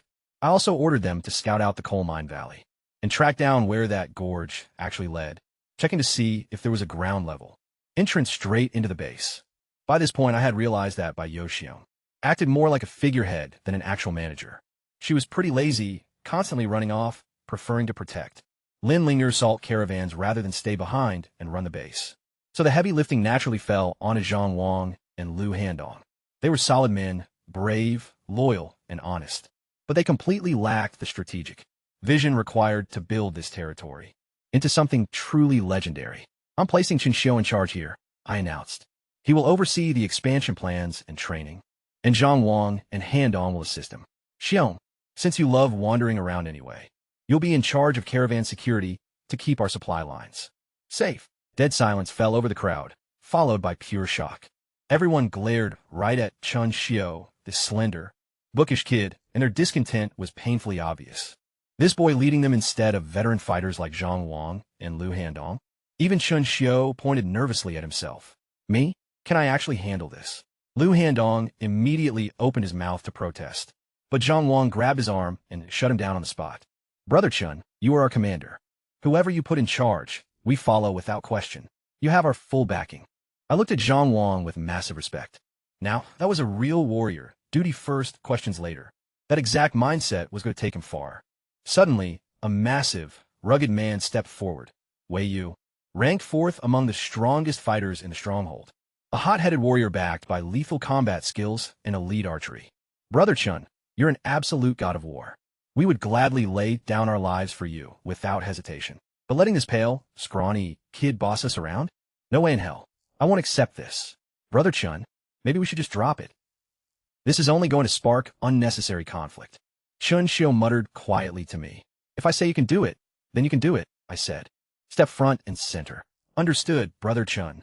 He instantly stepped forward, pounding his fist against his chest. Obeying my commands had become pure instinct for him. Can you earn their respect? I confronted him directly. Yes, I can, he shouted back. I turned my eyes toward Wei Yu. I admire your guts. So I'll give you permission to challenge Qin Xiao. But tell me, do you really speak for everyone here in Xiong Stronghold? He instinctively glanced over at Bai Yoxiong. She was perched on a boulder, lazily munching on sunflower seeds like she was watching a movie. Sure, he speaks for all of us. Chong Guang kept his mouth shut. Lu Handong then motioned directly toward Wei Yu. Brother Qin is giving you a shot here, so don't go making us look bad if you pull off a win. I already made it clear to Wei Yu, you run this place your own way. I'll just drop by now and then to check on things. But if you lose, Qin Xiao stays in charge as chief, with Chong Guang and Handong backing him up as deputies. Whatever he says goes. Cross him, and you'll answer directly to me. Got it. The crowd roared in approval, setting up a 3-round showdown. Archery, weapons, and good old hand-to-hand combat. Qin Xiao stepped up first, firing 3 rapid shots with his crossbow, with practically zero delay between pulls. Thanks to its semi-automatic mechanism, reloading was virtually instantaneous. All 3 bolts slammed right into a thin wooden post 40 paces away, grouping so tightly they were practically touching. Turns out, weeks of relentless practice had transformed his aim into something truly lethal.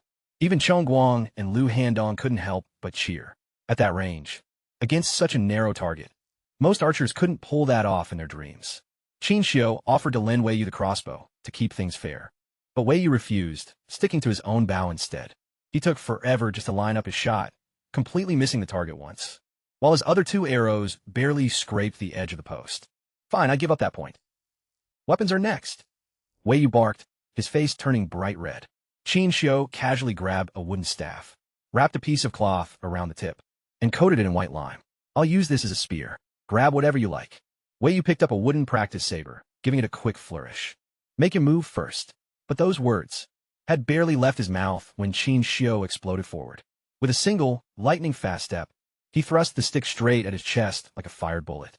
A whole month of drilling spear techniques, combined with last night's life-or-death battle, had made his spear work absolutely terrifying.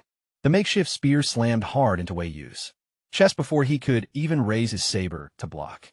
What kind of insane spear technique was that? Chong Guang blurted out in total shock. Even Yu Shuang froze mid-chew, a seed still stuck in her mouth. You cheap shot me. You struck before I was even ready. Wei Yu spat out furiously. You really want to say that in front of Brother Qin? Chong Guang snapped back, but Qin Xiao simply raised a hand to keep the peace. It's fine. You take the first move this time. Wei Yu roared, swinging his wooden saber down with brutal force. Qin Xiao counterthrust twice, a complete blur in the air. The first strike effortlessly parried the incoming blade, and the second jabbed straight into Wei Yu's chest once again. Wei Yu doubled over, clutching his chest and gasping for air. My bad about that, Qin Xiao chuckled, tossing the staff to the side. Final round, hand to hand. He crooked a finger, daring him to come at him. Wei Yu charged him like an enraged bull, lunging to grab him. Qin Xiao snatched his arms, faking a backward pull. The moment Wei Yu instinctively resisted and tried to stand his ground, Qin Xiao instantly shifted his momentum, pushing low, striking high, and leveraging Wei Yu's own weight to hurl him straight toward the dirt. It was a textbook grappling throw until I spotted the danger. Right where Wei Yu's head was about to crash, there sat a sharp, jagged stone that would have split his skull wide open. Qinshu realized what was happening a moment too late, and shut his eyes tight, but I was already taking action, crossing the distance in 3 swift strides. I reached out and snagged both of them right in midair. I swung them around in a smooth half-circle and set them down safely off to the side. Qinshu immediately dropped to one knee and begged, Brother Chun, I'm so sorry. I almost brought total disaster upon us. Accidents are bound to happen in battle. Don't blame yourself, I reassured him. The moment he turned around and spotted the massive boulder, the color drained from his face as he realized just how close he'd come to dying. After taking a long moment to catch his breath, he walked up to me, knelt down, and said, Brother Chun, I yield to you completely. We're all family here. No need for formal kneeling, I replied. I pulled him back up to his feet and said, Brother Su, you truly are incredible. Cheng Wang then addressed the crowd, shouting, From this day on, he's the one in charge around here. If anyone disrespects him, I'll personally break their legs. Agreed. The entire stronghold roared back, raising their weapons high. And just like that, it was settled. No more doubts, no more challenges. Whatever decision I made from then on, nobody would dare second-guess me. Leaving Qin Shui behind at the fort, I began the trek back home alongside Dashi and Xiaobai. Meanwhile, Yu Ziyang gladly dumped all the stronghold's responsibilities right onto Qin Shui's shoulders and took off to meet up with Lin Ling Air back in the county town. Classic Yu Ziyang, completely unreliable as always. It was only a short 20-kilometer trip back to Moor Village. So by early afternoon, we were already riding up the mountain trail. Even before we could reach our house, the mouth-watering aroma of cooking drifted over, and it wasn't just any ordinary meal. It was meat. Are they seriously stewing meat right now? Dashi asked, sniffing the air in total confusion. Meat was both expensive and hard to come by, so serving it to the local women working on a regular day felt way too extravagant. I was pretty puzzled myself. Xingwan definitely wasn't the type to waste money on a whim like that. Then, sudden realization struck me, and I eased up, rounding the mountain bend. Our home finally came into view, and the whole area was absolutely packed with people.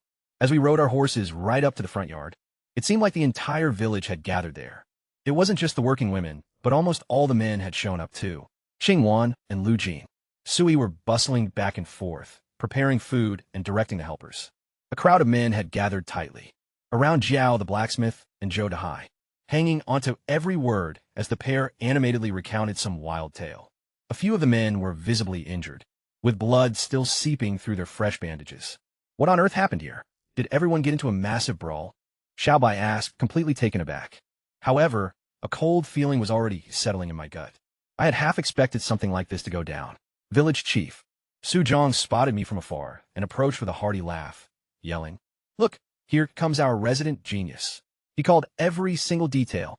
The villagers immediately swarmed around us the second we dismounted our horses. Su Jin quickly brought me up to speed on everything. Before leaving, I had cautioned them that the Wu family from Baishao village might attempt to hijack our salt shipment. Sure enough, they had launched a surprise attack on Jiao and Zhao Daihai right at the canyon. Luckily, the group of villagers I had strategically stationed as backup were lying in wait nearby. They charged out of hiding and sent the attackers running for their lives. "Those two blacksmiths are absolute monsters in a fight," someone chimed in. Xiao swung his heavy iron hammer and sent men flying through the air, and Zhu Dahai, wielding that giant wooden staff of his, was dropping whole groups of them at once. The Wu family showed up packed with actual cold steel weapons, rolling 20 strong, fighters deep. Honestly, if our whole village hadn't stepped up with hundreds of folks, we would have been completely wiped out. How do they still have so many capable combatants? Who managed to dodge the military draft? I asked, my eyebrows raising in disbelief. It's because they've got deep political connections at the county level. The county captain, Wu Chuan, directly controls the local militia, so he pulls strings behind the scenes to keep their guys safe at home. I made a mental note of that critical intel. Let's eat first. Xingwan had whipped up a stew with wild pheasants and bought extra meat, plus wine to express our gratitude to the villagers for defending our salt. Everyone feasted and ate their fill. Right after, I handed out 50 copper coins to every single household, along with an extra 200 coppers for each man who got injured in the fight. The locals were moved to tears by the gesture. Between the steady employment I was already giving them and these hefty extra payouts, every family in the village was finally getting proper meals now. At the very least, 3 solid meals every 2 days instead of starving on empty stomachs. But just as we finished distributing the money, a group of kids came sprinting toward us, their faces pale with sheer panic. The irrigation canal ran totally dry. There's no water left. Sujoni instantly voltidaprate. Earlier this spring, our village had poured back-breaking effort into digging a 5-li water channel, stretching all the way from a branch of the Jade River, specifically designed to keep our crops alive if another severe drought struck. The rainfall this season had been pretty average at best, yet that canal was the only reason our fields stayed green and healthy. If the flow cut off in this scorching heat, the crops would start wilting within 3 days, lose over half their yield in a week, and be completely dead in 2 weeks flat. I instantly figured out what was actually going on. I immediately called Xiao Bai over, quietly gave him a set of orders, and dispatched him riding hard out of the village on horseback. Meanwhile, the men grabbed their shovels and tools, following the dried-up canal all the way upstream. 5 li up, We could already hear the heavy roar of the main river. Water was rushing fine, meaning this was no natural drought. As soon as we rounded a thick clump of trees, the truth hit us. 100 villagers from Baishao were actively shoveling piles of dirt into the mouth of our canal, completely damming it off and cutting off our entire water supply. And looming right over them with a massive broadsword was none other than Wu Chongqing, aggressively threatening his own people to keep digging and filling it in. Stationed right behind him was a gang of ruthless Wu family thugs, watching the scene like hungry wolves ready to pounce. "Stop right now. All of you freeze." Su Zhong charged straight toward them, screaming at the top of his lungs while gripping his shovel. The terrified Baishao villagers looked up in sheer horror and instinctively started backing away. However, Wu Chongqing's harsh voice boomed across the clearing like thunder. "Keep digging.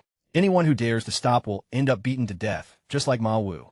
First, those bastards tried to hijack our salt supply, and now they were intentionally choking off our water. This was straight-up war. The Wu family thugs were actively assaulting the helpless folk of Baishao village, forcing the frail elders and women at sword point to keep burying our irrigation channel. Their strong, able-bodied young men had all been forcefully drafted into the army, leaving behind only the defenseless who were far too terrified to fight back. Wu Chongqing stood front and center holding a gleaming steel saber, backed by nearly 40 heavily armed mercenaries, blocking our path with sickening, arrogant smirks on their faces. "You idiots dared to dig this channel right through our territory without getting our permission first," he sneered mockingly. "You ruined our village's feng shui. We have every right to dam this off. Back off, or anyone who steps up gets sliced to pieces." Su Zhong was practically shaking with rage. "This is straight-up murder. Without water, our whole village is dead." "We'll fight you," he yelled, raising his shovel. But I quickly pushed it back down. "This whole mess started because of me, so I'll handle it," I told him. Stepping forward, I noticed someone lying in the dirt, completely drenched in blood. It was Ma Wu, the chief of Baishao village himself. I knelt down beside him and pulled him up. "They forced our entire village at sword point to block your canal," he gasped out. I refused, so they beat me half to death. "Please, whatever you do, don't blame my villagers. They had no choice." Just then, something even more horrifying happened. Emerging from the nearby trees, a young girl around 14 or 15 stumbled out, completely exposed, clutching a little boy whose legs were covered in blood. She was sobbing hysterically. Right behind her, several teenage guys casually strolled out of the woods, some still fastening their belts and laughing hysterically. Her mother screamed and rushed over to wrap her jacket around her. "Mama," the girl wailed.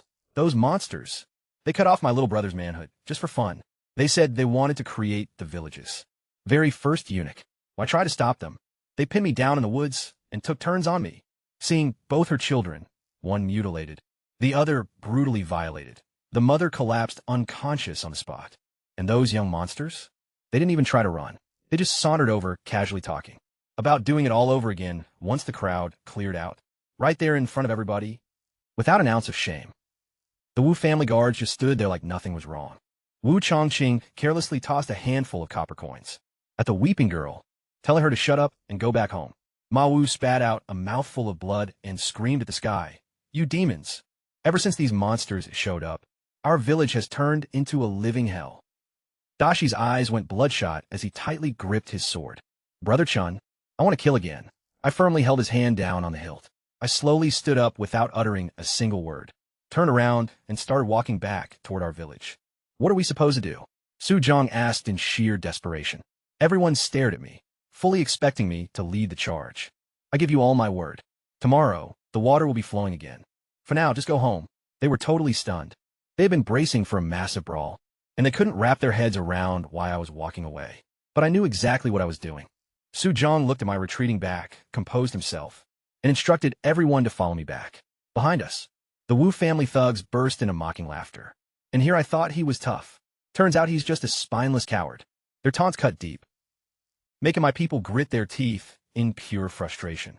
Yet, I didn't turn around. Not even once. I didn't spare Wu Chongqing a single glance, which completely threw him off. He had orchestrated this entire setup as a trap, blocking our canal to force us out, then ambushing me with 40 armed men to slaughter me amidst the chaos. The moment I just walked away, his whole master plan completely fell apart. Returning to the village, I turned around to face the crowd. I held up 3 fingers and laid down 3 facts. First off, the water will be back tomorrow. Second, the Wu clan is getting wiped out. Third, I swear this on my very life. Now head back home and get to work. I stepped inside and shut the door behind me. The villagers just stood there in absolute shock. Destroyed? The entire Wu family? We were talking dozens of people, maybe over 100. But then, it hit them, those 7 Wu thugs, who had vanished in a thin air weeks ago. And instantly, a cold shiver ran down everyone's spine. The Wu family is done for, Su Jian muttered quietly. Yet every single person heard it like a thunderclap. That night, hooves thundered through the dark as 20 riders moved out. 20 warhorses with cloth-wrapped hooves to deaden the sound. Black masks on, fully armed to the teeth, radiating a lethal intent as intense as heat from a blazing forge. Xiaobai had ridden out to the mountain stronghold earlier that afternoon on my orders, bringing back 20 of our elite fighters. Chinchu stayed behind with a small crew to handle construction. I waited by the village entrance alongside Dashi. The moment they pulled up, I gave a quick nod. Time to go wipe out those tyrants. Wipe out the tyrants, 20 voices answered in a low roar. Baishao village was only a couple miles out, so we arrived in a matter of minutes under the dead of night. Most of the town was pitch black, except for the Wu family compound, a massive, high-walled estate sitting on the highest slope, which was still brightly lit by lanterns. I could even hear children playing inside. I'd already gathered all the intel I needed. The Wu clan had seized the prime farmland in the area, brutally driving out the original residents by force, and even murdering 2 people who dared to resist, with the county captain covering their tracks. A small bribe was all it took to hush it up. They had forced the locals to build them this massive, fortified estate, where the entire clan holed up together. Normally, that kind of defense would be a smart move. Tonight, it just meant I could wipe them all out in one shot. I'd also caught wind of what Wu Chongqing was planning next. He had already schemed with his nephew Wu Chuang, the county captain, to frame and arrest me for illegal salt production the next time I set foot in town. They planned to throw me in a cell, torture the salt refining technique out of me, and then march into our village to seize everything we owned. They were literally already arguing over who'd claim my wife. Wu Chuang had his eyes set on Qingwan, divvying up our village women like they were nothing but cattle. I pulled up my black mask, raised my hand, and kicked my mount forward. My white stallion shot like a bullet toward the compound gates. Behind me, the Xiong warriors charged with pure fury in their blood, eager for their very first battle alongside me. Inside the estate, Wu Chongqing was gorging on roasted pork and knocking back wine, laughing arrogantly about his scheme. Suddenly, the dining table began to tremble. Ripples violently spread across the wine in his cup. Before he could even process what was happening, the main gates blasted inward. My stallion leaped right through the flying splinter debris. I already had an arrow knocked on my bowstring, and my eyes locked onto Wu Chongqing instantly. He started to yell out asking who dared trespass, but couldn't even finish his sentence. I let go of the bowstring. In the blink of an eye, the arrow flew right across the gap between us. It tore straight in his wide open mouth, blew right out the back of his head, and pinned him dead against the pillar behind him. The Wu clan men were totally wasted and completely unprepared. So, by the time they even tried scrambling for their weapons, it was already game over. Over 20 of our guys surged right into the compound, showing zero mercy. Every single blade found its target. Dashi took out one of those teenage monsters with his crossbow, specifically the ringleader, the scumbag who had spearheaded the attack on that poor girl, and her brother, pinning the kid's head straight to a post. That's for the girl named Xing, he growled out. Chuanguang drove his blade straight through a guy's chest, while Lu Handong shattered another guy's shoulder with his heavy iron staff. But Xiao Bai was easily the most lethal of us all, snapping off 4 kills in rapid succession. He was firing on the move from 30 paces away and didn't miss a single shot. No one could match his sheer speed except for me, and the fight was over in an instant. Practically all of their fighters were wiped out, with half of them falling to my arrows. And Xiao Bai's crossbow bolts alone, the survivors, consisting of the elderly, the wounded, women, and young children, were all rounded up and herded into the courtyard. The corpses were dragged right out there too. Chong Wang located the family registry and started calling out every single name. Once he finished checking the list, he reported back. 42 dead, 67 left alive, and 2 men were away with Wu Chong. Everyone else was fully accounted for, right down to the infants resting in their cradles. That's when I gave the cold order. Every male aged 10 and above, kill them. Blades flashed immediately. Blood sprayed everywhere, and blood-curdling screams filled the night air. By the time the dust settled, there wasn't a single male over the age of 10 left breathing. We also stumbled upon a massive fortune inside. Silver, stacks of grain, 15 horses, and 2 large transport carts. All of it was packed up for the stronghold. Recover every single arrow. Tie up the remaining women and children on the top floors, and let the villagers of Bisha decide what to do with them. Let's move out. As we began riding away, Chengwang called for our faction banner. Someone tossed a rolled-up cloth banner high into the air, and Xiao Bai, who was already galloping full speed past the main gate, swiveled around in his saddle and snapped off a blind shot. The bolt punched clean through the wooden scroll bar and pinned the banner firmly to a wooden pillar. The white cloth unrolled downward in the breeze, boldly displaying 2 blood-red characters. Xiong's stronghold. Hell of a shot, the squad cheered. You're getting sharper, I told Xiao Bai with an approving nod. 40 paces out, a moving target and dead center accuracy. At this rate, he was even surpassing Chen Su. It's still not good enough, Xiao Bai admitted. My goal is hitting targets at 80 paces without missing once. Then keep pushing yourself. The entire raid had taken maybe 15 minutes top. Every single Wu male over 10 was dead. Once our main force pulled back, I hung back with Xiao Bai, lurking deep in the shadows, to watch how the rest of this unfolded. The village had woken up during the slaughter, though no one had dared come anywhere near while the killing was going down. But in the aftermath, cautious villagers began creeping toward the compound one by one. Then more and more gathered, until eventually, even the battered old village Chief Ma Wu came shuffling over. Gasping for breath, Chief Ma gasped, the Wu clan, every single one of them has been wiped out. A left-behind banner pinned the slaughter on the bandits of Xiang's stronghold. Ma Wu stared down at Wu Chongqing's lifeless corpse, slumped motionlessly against a wooden pillar. Gazing at those wide-open eyes, he gritted his teeth and muttered, "Good. They got exactly what was coming to them."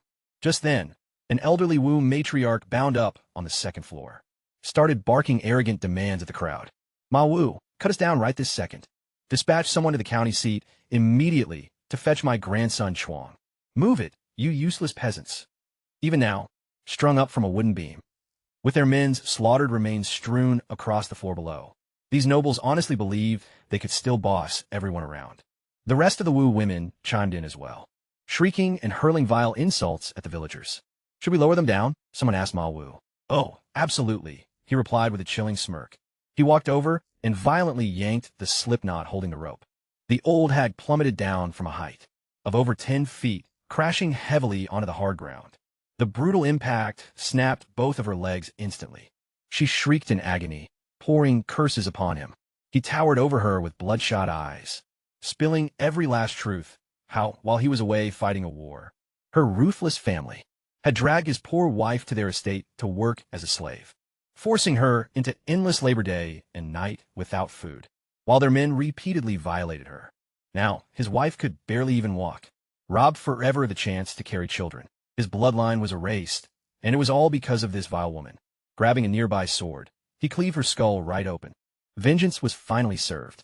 Ma Wu turned and roared at his fellow villagers. "What are you all waiting for? The bandits from Xiang's stronghold did this, not us. Haven't these monsters tortured you enough over the years? If you have a score to settle, avenge yourselves right now." He raised his blade high and struck down once more. Hearing this, the villagers' eyes burned red with rage. Every single soul present had suffered relentlessly under the Wu family's reign of terror, and now they finally had their payback. Scooping up weapons, scattered across the floor, they charged furiously at whoever was left alive. Old or young, no one spared a thought for mercy anymore. Young Xingya, the very girl who had been violated earlier that afternoon, snatched up a pair of heavy scissors and repeatedly plunged them into the corpses of those teenage monsters who had tormented her. As for the 10-year-old boy who had laid his hands on her, she slit his throat, gouged out his eyes, and chopped off his hands. By the time the bloody frenzy finally quieted down, there wasn't a single soul from the Wu family left alive. In fact, not even an intact body remained. That was the sheer intensity of their hatred. Watching from the shadows, Xiao Bai was trembling uncontrollably. He had kept his cool while we were doing our own killing, but witnessing this, everyday folks driven to pure, unadulterated savagery, completely shook him to his core. Everyone harbors a seed of evil deep within them, I whispered to him calmly. It all just depends on who comes along to nourish it. The Wu family brought this monstrous transformation upon themselves. Before tonight, these villagers were just simple, submissive, long-suffering peasants. This is what it looks like when ordinary people hit their absolute breaking point. This is the unleashed wrath of the oppressed masses. I turned on my heel and melted back into the dark night. Meanwhile, Chung Wong and the rest headed back to the fortress. They had plenty of work waiting for them. But I found out later they spent half the night up late talking, reliving the raid, and raving about watching me fight in person. They said I transformed pure slaughter into a masterpiece, where every single arrow and sword strike hit with absolute perfection. Standing side by side with me in battle had instantly become the ultimate dream for every single man in that stronghold. Xiaobai and I finally made it back home pretty late. Qingwan was ready with a piping hot meal, including 2 salt-cured birds roasting right in the hearth. Once we finished eating, Xiaobai grabbed a sack of iron arrowheads and headed back to his place to craft more arrows. I doused myself with freezing cold well water, washing off 2 straight nights' worth of dry blood, threw on some fresh clothes, and finally sat down. Qingwan handed me a cup of simple, fresh tea. I took slow sips, letting its mild, bitter taste clear the lingering urge to kill from my mind. Aren't you going to ask what I was up to? I asked while watching her spin thread. If you feel like sharing, I'm all ears, she replied with a gentle smile. I killed people tonight. Over 80 yesterday, and nearly 100 today, and half of tonight's body count died. Because of plans I set in motion, so I'm taking credit for those too. Her hand hesitated for just a second before regaining its steady composure. She nodded resolutely. If you killed them, they had it coming. You really trust me that much? I picked up the tiger cub and settled down right beside her. Little Gene gave me a quick sniff, before flopping over on his back in my lap, exposing his belly, showing complete and absolute trust. Whatever you decide to do is right, she said simply. I filled her in on what happened with Blackwind Stronghold, and a massive wave of relief washed over her face. Turns out she had been terrified those bandits would come looking for payback. Then I told her about the Wu family, detailing the atrocities they committed against the villagers, including what happened to that young girl and the little boy. She nodded fiercely, her eyes blazing with fury. You're a true hero. The way she looked at me completely changed in that moment. No longer seeing the useless boy I used to be, but seeing the kind of legendary hero she used to dream about back when she was a young girl. You're pretty incredible yourself, I said, meaning every word. She bit her lower lip and stopped her spinning wheel. Husband, I have a small favor to ask. With Qin Xiu away, there's just so much work to handle. The salt, the firewood. Trying to manage everything with only little Qiner to assist me is tough. Do you mind if I ask Sister Shower to come work alongside me? I locked eyes with Qing Wan. Is that really all that's on your mind?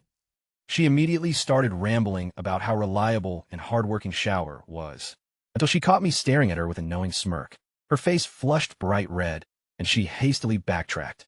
Or maybe we just hire her to help keep the books and gather some firewood. Approved, I declared, picking up the cub to train him on the heated brick bed. She pumped her little fist in pure victory. She thought she'd pulled off a subtle win, proving she was learning to play the long game, taking things slow and steady instead of rushing in recklessly like before. The following morning, I doubled the training intensity, though I only extended the session by half an hour.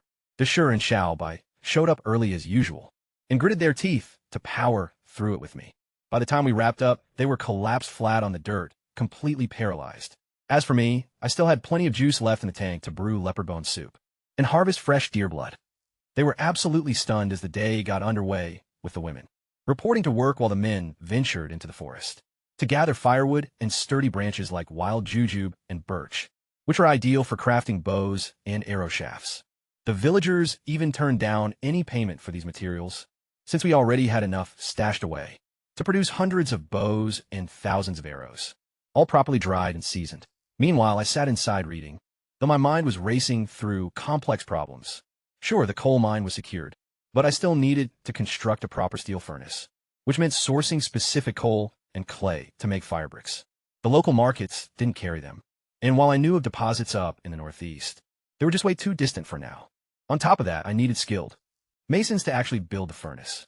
Beyond all that, I had to coordinate the village, carpenters to start manufacturing components for spinning wheels, looms, crossbows, and arrows. Way too many tasks on my plate and way too few resources. While the salt business alone could easily feed everyone, it simply couldn't fuel the massive expansion I had planned across both bases. Suddenly, a shout rang out from outside. The canal is running again. The entire village erupted into wild celebration. I stepped outside and looked down at the crowd, dancing joyfully around the water channel, chuckling softly to myself. Looks like Baisha village can be saved after all. Just then, a raspy voice called out from beyond my wall. Young Master Chin. It was Ma Wu, the one-armed chief of Baisha village. Wanting to speak with me, he led me into a nearby grove of trees, carefully made sure we were alone, and then collapsed to his knees, sobbing uncontrollably. Thank you, young Master Chin. Why thank me? I asked, to which he replied. Your generosity weighs as heavy as a mountain. What generosity? The kind that resides in the heart. I smirked, thinking, clever old man. He had figured out I was behind it all, yet he was smart enough not to utter a word directly. Every single member of the Wu family in the village is dead. He reported, standing tall, down to the very last one. Completely wiped out. Who killed them? I asked. The righteous bandits of Xi'an Stronghold, he claimed. No one else was involved. They even left a blood banner at the scene as proof. So why come to me? Because you're a man of justice who refuses to tolerate evil, and someone with your expanding empire must surely have far-reaching connections. He had known from the very beginning that I masterminded it. Pure gut instincts. Enough, I interrupted. I accept your thanks. He broke down once more, exclaiming, You saved. No, he corrected himself. This young hero saved 307 lives. Without your intervention, that living hell would have dragged on forever. The Wu family got precisely what they deserved. I told him, Your nightmare is finally over. But you must rebuild wisely from this point on. I will hold your words in my heart, he promised as I pulled him to his feet. Then, lowering his voice, he whispered an urgent warning. Watch your back. Wu Chong is the county captain over in Pingyang, and he still has 2 unmarried men from the Wu family with him. He commands a force of 200 militia troops, and it gets worse. Wu Chongxing once got drunk and accidentally spilled the beans that Wu Chong frequently disguises his soldiers as bandits to raid wealthy families. Your operations keep expanding, young Master Chen. Please stay vigilant. I kept quiet and just took it all in, though my mind was already racing toward Wu Chong and that militia of 200 men under his command, figuring out exactly how to deal with them. He uses local bandits to justify his official power, lining his own pockets the entire time. The official is the outlaw, and the outlaw is the official. No justice, no humanity, I muttered under my breath, a sharp, dangerous look gleaming in my eyes. I expressed my thanks to Ma Wu for warning me about Wu Chong, then inquired about the situation with the water channel. He confirmed that his people had cleared the blockage overnight. It was their way of returning the favor, considering Ba Sha and Moor village were neighbors, after all. I then asked him about the overall population back in his village. 307 in total. 48 injured or disabled men, 50 teenagers, 120 working-age women, 40 kids, and 49 elderly folks. With so few healthy men, it was no surprise the Wu family had been able to walk all over them. I need extra hands. I instructed him. Send over 10 women every day, 20 copper coins a day per person, plus 1 full meal. As things scale up, I'll hire more. He was absolutely thrilled. Next, I checked if his village had any skilled carpenters or blacksmiths available. He mentioned a few basic woodworkers, but 0 blacksmiths. A wave of disappointment hit me. I was desperately in need of proper craftsmen. Picked up on my letdown. Ma Wu quickly tried to restore his village's reputation. We might not have blacksmiths, but we've got the finest masons and builders in the area. There's an old saying around Pingyang County. Moor village for timber work, Ba Sha for construction, and Wangyao for ceramics. Every village has its own craft. The second he brought up, Wangyao village and their pottery, a sudden realization struck me like a bolt of lightning. Pottery production means they have kaolin clay.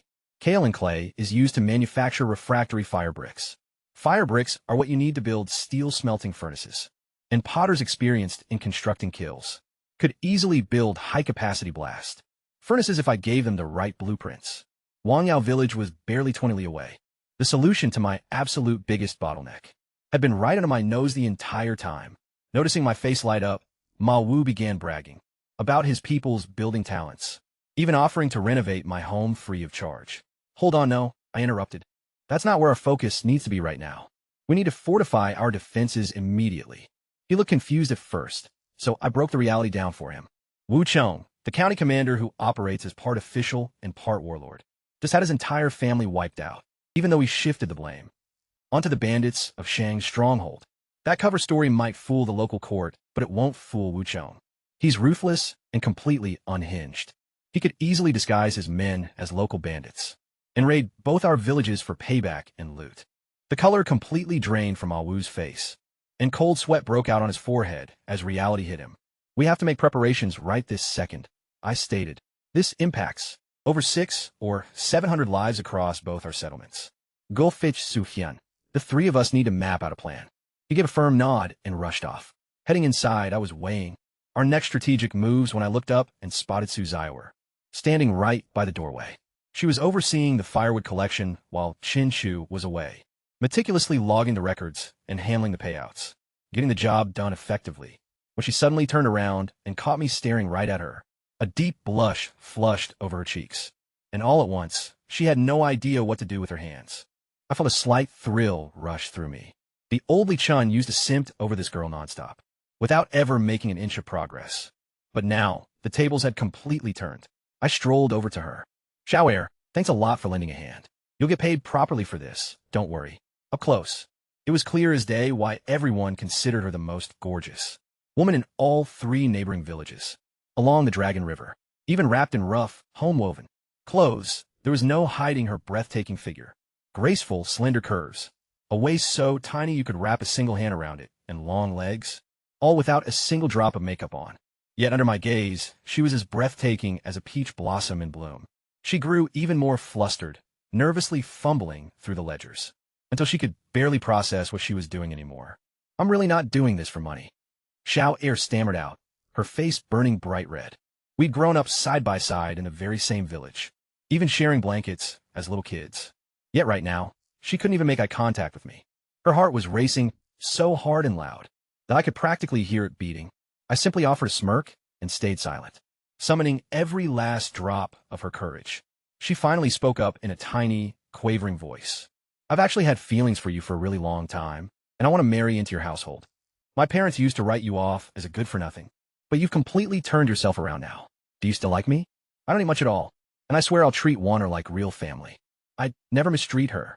I know how much you care about your sister-in-law. Well, what do we have here? A woman's voice suddenly chimed in from behind. Xiaoer snapped her head up and nearly died of pure mortification. It was Miao Yin, who had just walked over to drop off some wild berries. She had caught Xiaoer's last words, but had missed the whole context beforehand. The poor girl buried her face in both hands, utterly embarrassed. I'd stepped out from the workshop right at that moment, catching the whole hilarious scene unfold live. Shortly after, Sujang returned alongside Mawu, and both of their expressions were dead serious. We immediately got right down to business. I heard everything Ma Wu filled you in on, Su Jiang began, and your suspicions are totally justified. Then let's stop wasting time chatting, I interjected. Ma Wu, has Wu Chou made it back yet? We dispatched a message to the city, but there's been no sign of him returning. Right on cue, a thunderous rumble of horse hooves shook the dirt beneath us. A band of a dozen riders stormed right past Mu'er village, riding hard toward by Xiao. Ma Wu's face instantly went pale. That might be Wu Chou. Head back right now, I ordered him. Take the back trails and act totally natural. Keep a close eye on his moves and report back the second he rides out. Ma Wu spurred his horse forward at top speed. Su Jiang then turned to ask if Wu Chou would actually bring the fight to our village as well. I told him straight up, if even half of what Ma Wu said about Wu Chou held true, then without a doubt, yes. That man wasn't just some standard official. He was a complete monster hiding behind a government badge. We waited out the entire afternoon, but there was no sign of Wu Chou leaving, nor any word from Ma Wu returning. Something was definitely off.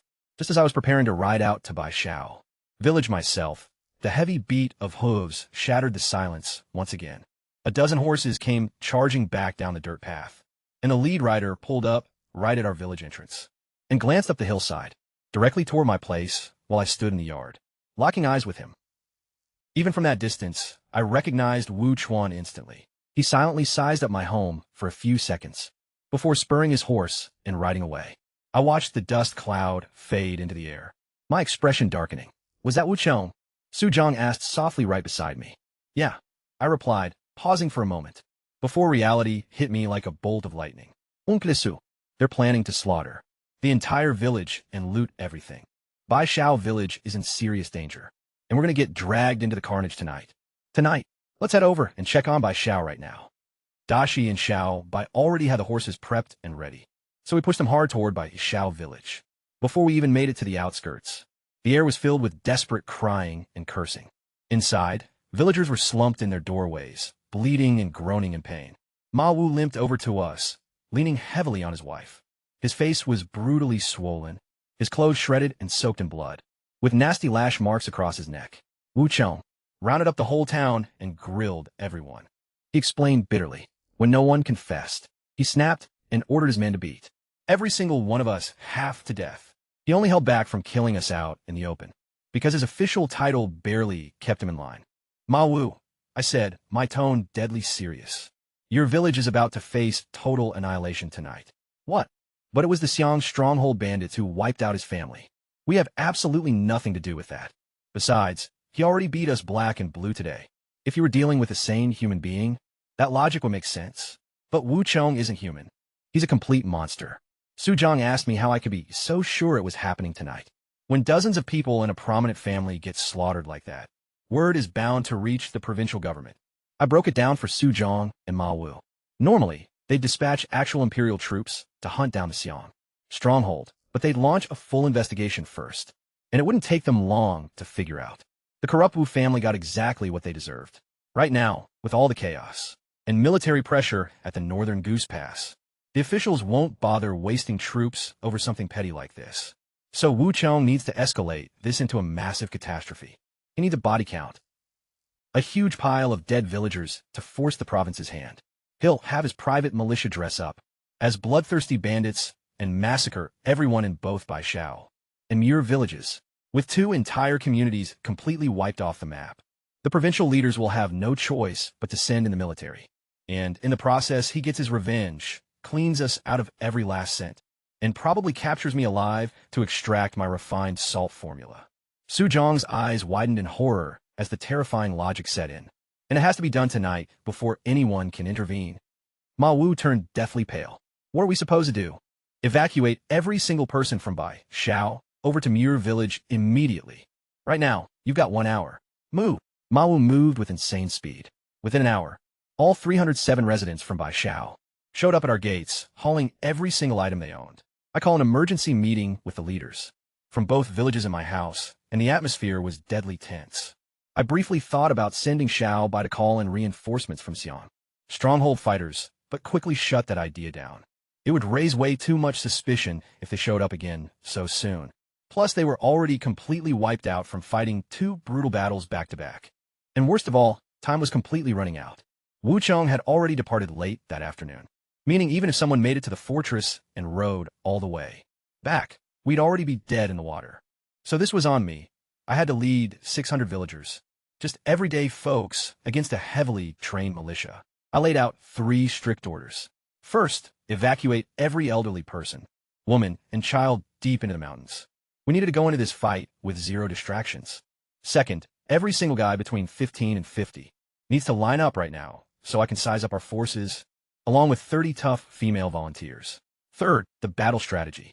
Now, Wu Cheng commands 300 soldiers, but he can't bring the whole crew if he wants to stay under the radar. He'll cap his numbers at 100 men max, splitting them into 2 units. One to raid Bishop Village, and the other coming directly for us here in Moore Village, which means we pool all our strength together and crush them one piece at a time. I went over every last detail, and just as I finished, the sun dipped beneath the mountain ridge, plunging the entire valley into pitch darkness. An eerie silence fell over the village. Not a single dog barked, not a single rooster made a sound. Then, I felt subtle tremors echoing through the dirt. Muffled thuds of horses galloping with cloth wrapped around their hooves. Roughly 40 mounted troops entered the narrow gorge, backed up by about 60 armed foot soldiers. Every last, one of them practically dripping with bloodlust, their eyes glinting dangerously in the dark. When they hit the crossroads, they split up exactly like I predicted. The cavalry veered off toward Bishop Village, while those 60-plus infantrymen marched straight into Moore Village. Except they didn't waste time looting the empty houses. They marched right past them, heading straight up the cliffside trail toward my house. Around 20 men made the climb up to the plateau where my home sat, while nearly 40 stayed down below to lock down the perimeter. Up on a cliff, my oil lamp was still burning brightly. Looking in through the window, those stealthy assassins could clearly see a handsome young scholar, sitting peacefully in the glow, lost in a book, looking completely oblivious to the death knocking at his door. Naturally, that scholar was me. and I knew down to the exact inch where every single one of those bastards was standing. Over 20 intruders were crouching low behind my courtyard wall, their cold steel gleaming under the moonlight. "Is that our guy?" one of them whispered. "That's him," their squad leader confirmed. It was none other than Captain Wu, one of the last 2 surviving men of the Wu clan. "Grab him alive. He's got a gorgeous little wife, too.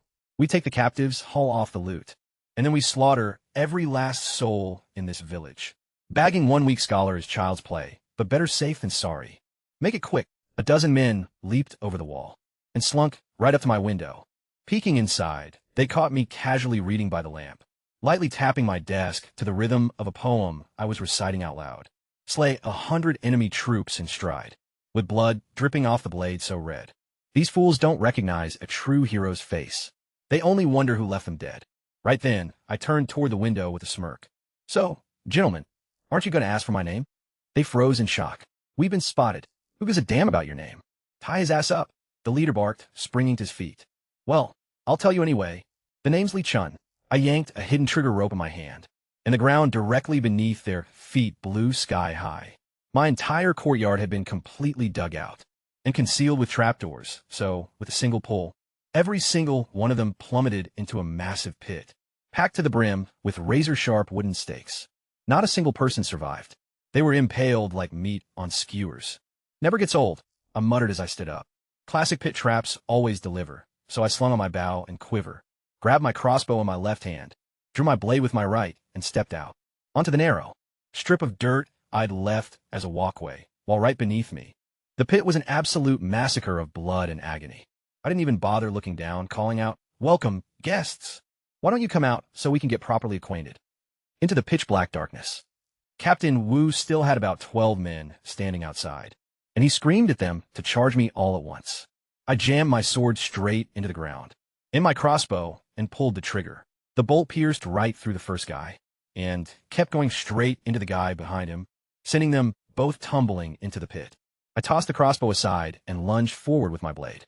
The third guy tried to block, but his sword snapped clean in half, and my strike split his head wide open. I kicked his body into the pit and kept pressing the attack, running the fourth guy right through the gut, then spinning around to slice the fifth one completely in half. I didn't stop for a second. In the freezing night air, my blade moved smooth as snow, and I moved like a predator, taking down 8 men in seconds, including the 2 I impaled with the crossbow. The last 4 stumbled backward in pure terror, huddling frantically around Captain Wu. I had shredded through their line like it was nothing. "State your name," I commanded, resting my weight on my sword. Captain Wu refused to answer, snarling through grit teeth. "You think you can escape, Li Shun? We still have 40 or 50 men down below. Let's see if you can take them all on." "Oh, you mean those guys?" I pointed casually toward the troops, scrambling up the cliff trail toward us. Before he could say another word, his eyes went wide. "Look out!" But it was already too late, because up on the cliff face above, massive boulders came crashing down in a relentless wave. A full-blown rock slide that Dashi and the others had set up beforehand. The crushing rocks flattened at least 20 men instantly, while the survivors, maybe 20 or so left, pinned themselves against the cliff wall, trembling in absolute horror and unable to move. Then a battle cry echoed from below, "Die, you scumbags!" Around 60 to 70 villagers burst from the shadows, brandishing spears, clubs, and shovels. As they charged up the mountain, "Get up here! Fall back to me!" Captain Wu yelled frantically to his surviving men at the bottom. They scrambled up to regroup with him, making it about 25 men in total now, with an army of furious villagers rapidly closing in from behind. I just stood there watching the chaos, my sword planted, completely unfazed, almost finding the situation entertaining. Captain Wu made his move, pointing his sword directly at me. "Grab him. Take him alive as a hostage. Those peasants won't dare touch us if we have his neck." His remaining troops roared and charged headlong right at me. I didn't even waste energy fighting them head-on.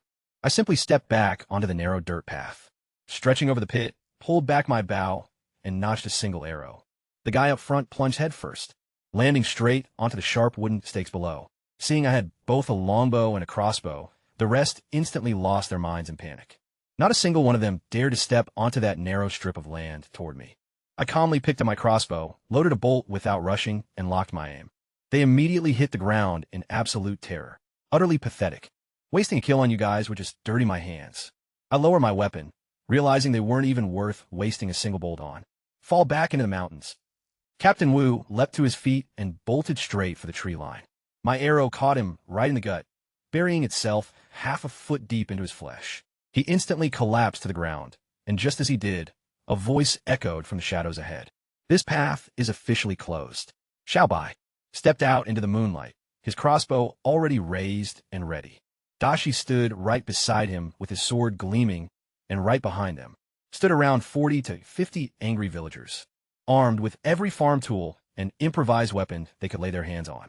You could see pure, unadulterated rage burning in their eyes. Kill them! Dashi roared as he led the charge. More than 100 furious villagers closed in on the enemy from both flanks. Xiao Bai and I systematically sniped anyone who tried to break through the line. With Captain Wu already down, their morale was completely shattered. They barely held on for a few brief moments before the remaining 15 survivors fell to their knees, begging to surrender. The villagers beat them bloody anyway before tying them up securely. As for our casualties, just one guy who twisted his ankle because he charged a bit too recklessly. That was literally it. 0 fatalities once again. Ma Wu walked over to me, dragging a saber that was dripping with fresh blood, having somehow managed to single-handedly cut down 3 enemy soldiers using only one arm.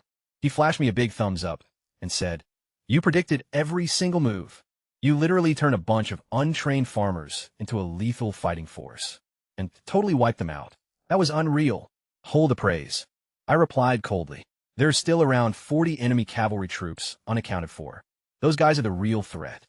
Meanwhile, that horseman squad had ridden all the way to Baishao village, fully expecting an easy massacre. Instead, all they found was a completely deserted ghost town. There wasn't a single soul in sight, just a few hidden horse traps. That immediately sent riders crashing down to the dirt, cursing in frustration. "Where the hell is everybody?" their commander bellowed. It was the younger Wu brother, the other Captain Wu. Finding no one left to slaughter, he ordered his men to turn around and ride toward Mir village to join in on the bloodshed over there. However, they had already wasted nearly an hour, doubling back and dealing with those annoying horse traps. By then, our skirmish was long over, and we had already set up the next trap waiting for them. As the cavalry came thundering down the main road, near a dense stretch of woods, a scout with sharp eyes suddenly caught sight of something disturbing. "What is that dangling from those trees? There are tons of them." The younger Captain Wu immediately ordered a few men to go check it out. They came sprinting back, their faces drained of all color. "It's your brother. He's dead. All our guys, they're hanging from the branches, stripped completely naked." Overwhelmed with furious rage, he let out a scream and charged blindly into the grove. Because their commander dismounted, every single soldier followed suit. Leaving only 2 men behind to guard the horses, the entire unit rushed inside. Captain Wu stumbled upon his brother's naked corpse dangling from a high branch, gently swaying in the breeze. Drenched in blood, all the other fallen soldiers were hanging the exact same way all around him. "Cut them down right now," he shrieked, blinded by overwhelming grief and rage. His tactical judgment completely gone. Without thinking, his men immediately began slicing through the ropes. As soon as those bodies hit the ground, the traps sprung to life. Gigantic logs lunged from every imaginable angle, each 2 feet thick, stretching an entire zhang across, and weighing hundreds of jin apiece. They swung straight through the night air like deadly pendulums. We're talking dozens of these bad boys, suspended from the treetops on slick trigger mechanisms, all tied directly to those exact same tripwires. The sheer destruction was impossible to put into words. Anyone caught in the path of a single log was instantly launched, if not flattened completely. But the real unfortunates? The guys sandwiched between 2 logs at once got turned into pure mush. I'm not even talking pancake status here. More like a red jelly you'd literally need a shovel to scoop up. Honestly, this second skirmish was even more of a joke. It was practically wrapped up before it even began. You see, cavalry is the most terrifying force on the battlefield, for as long as they actually stay in the saddle. The second they step foot on the ground, they're dead meat. And the younger Captain Wu made that exact deadly mistake, completely blinded by rage at the sight of his brother's corpse. He ordered his men to dismount and charge right into the kill zone. The swinging logs handled the rest of the job. By the time the massive timbers finally settled, a pathetic 12 or 13 men were left breathing. Only the guys in the back, Rome managed to pull it off, quick enough to hit the dirt and crawl out of the splash zone. As for Captain Wu Jr., he got the worst deal of them all. Pinched clean between 2 logs, all that remained of him, had to be scraped off the wood with a trowel. The few survivors scrambled back toward their mounts, some violently throwing up as they ran. But just as they reached the horses, torches suddenly erupted in flames from 3 directions. Over 100 armed villagers stood there waiting, glaring at them menacingly. "Please don't kill us. We surrender." They tossed their blades to the dirt, collapsing to their knees and shaking like leaves in the wind. Pathetic, Dashi spat.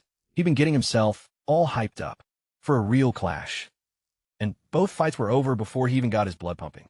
Even one-armed Mao Wu had racked up a higher body count than him tonight. Tonight, aren't these militia guys supposed to be trained troops? Dashi grumbled.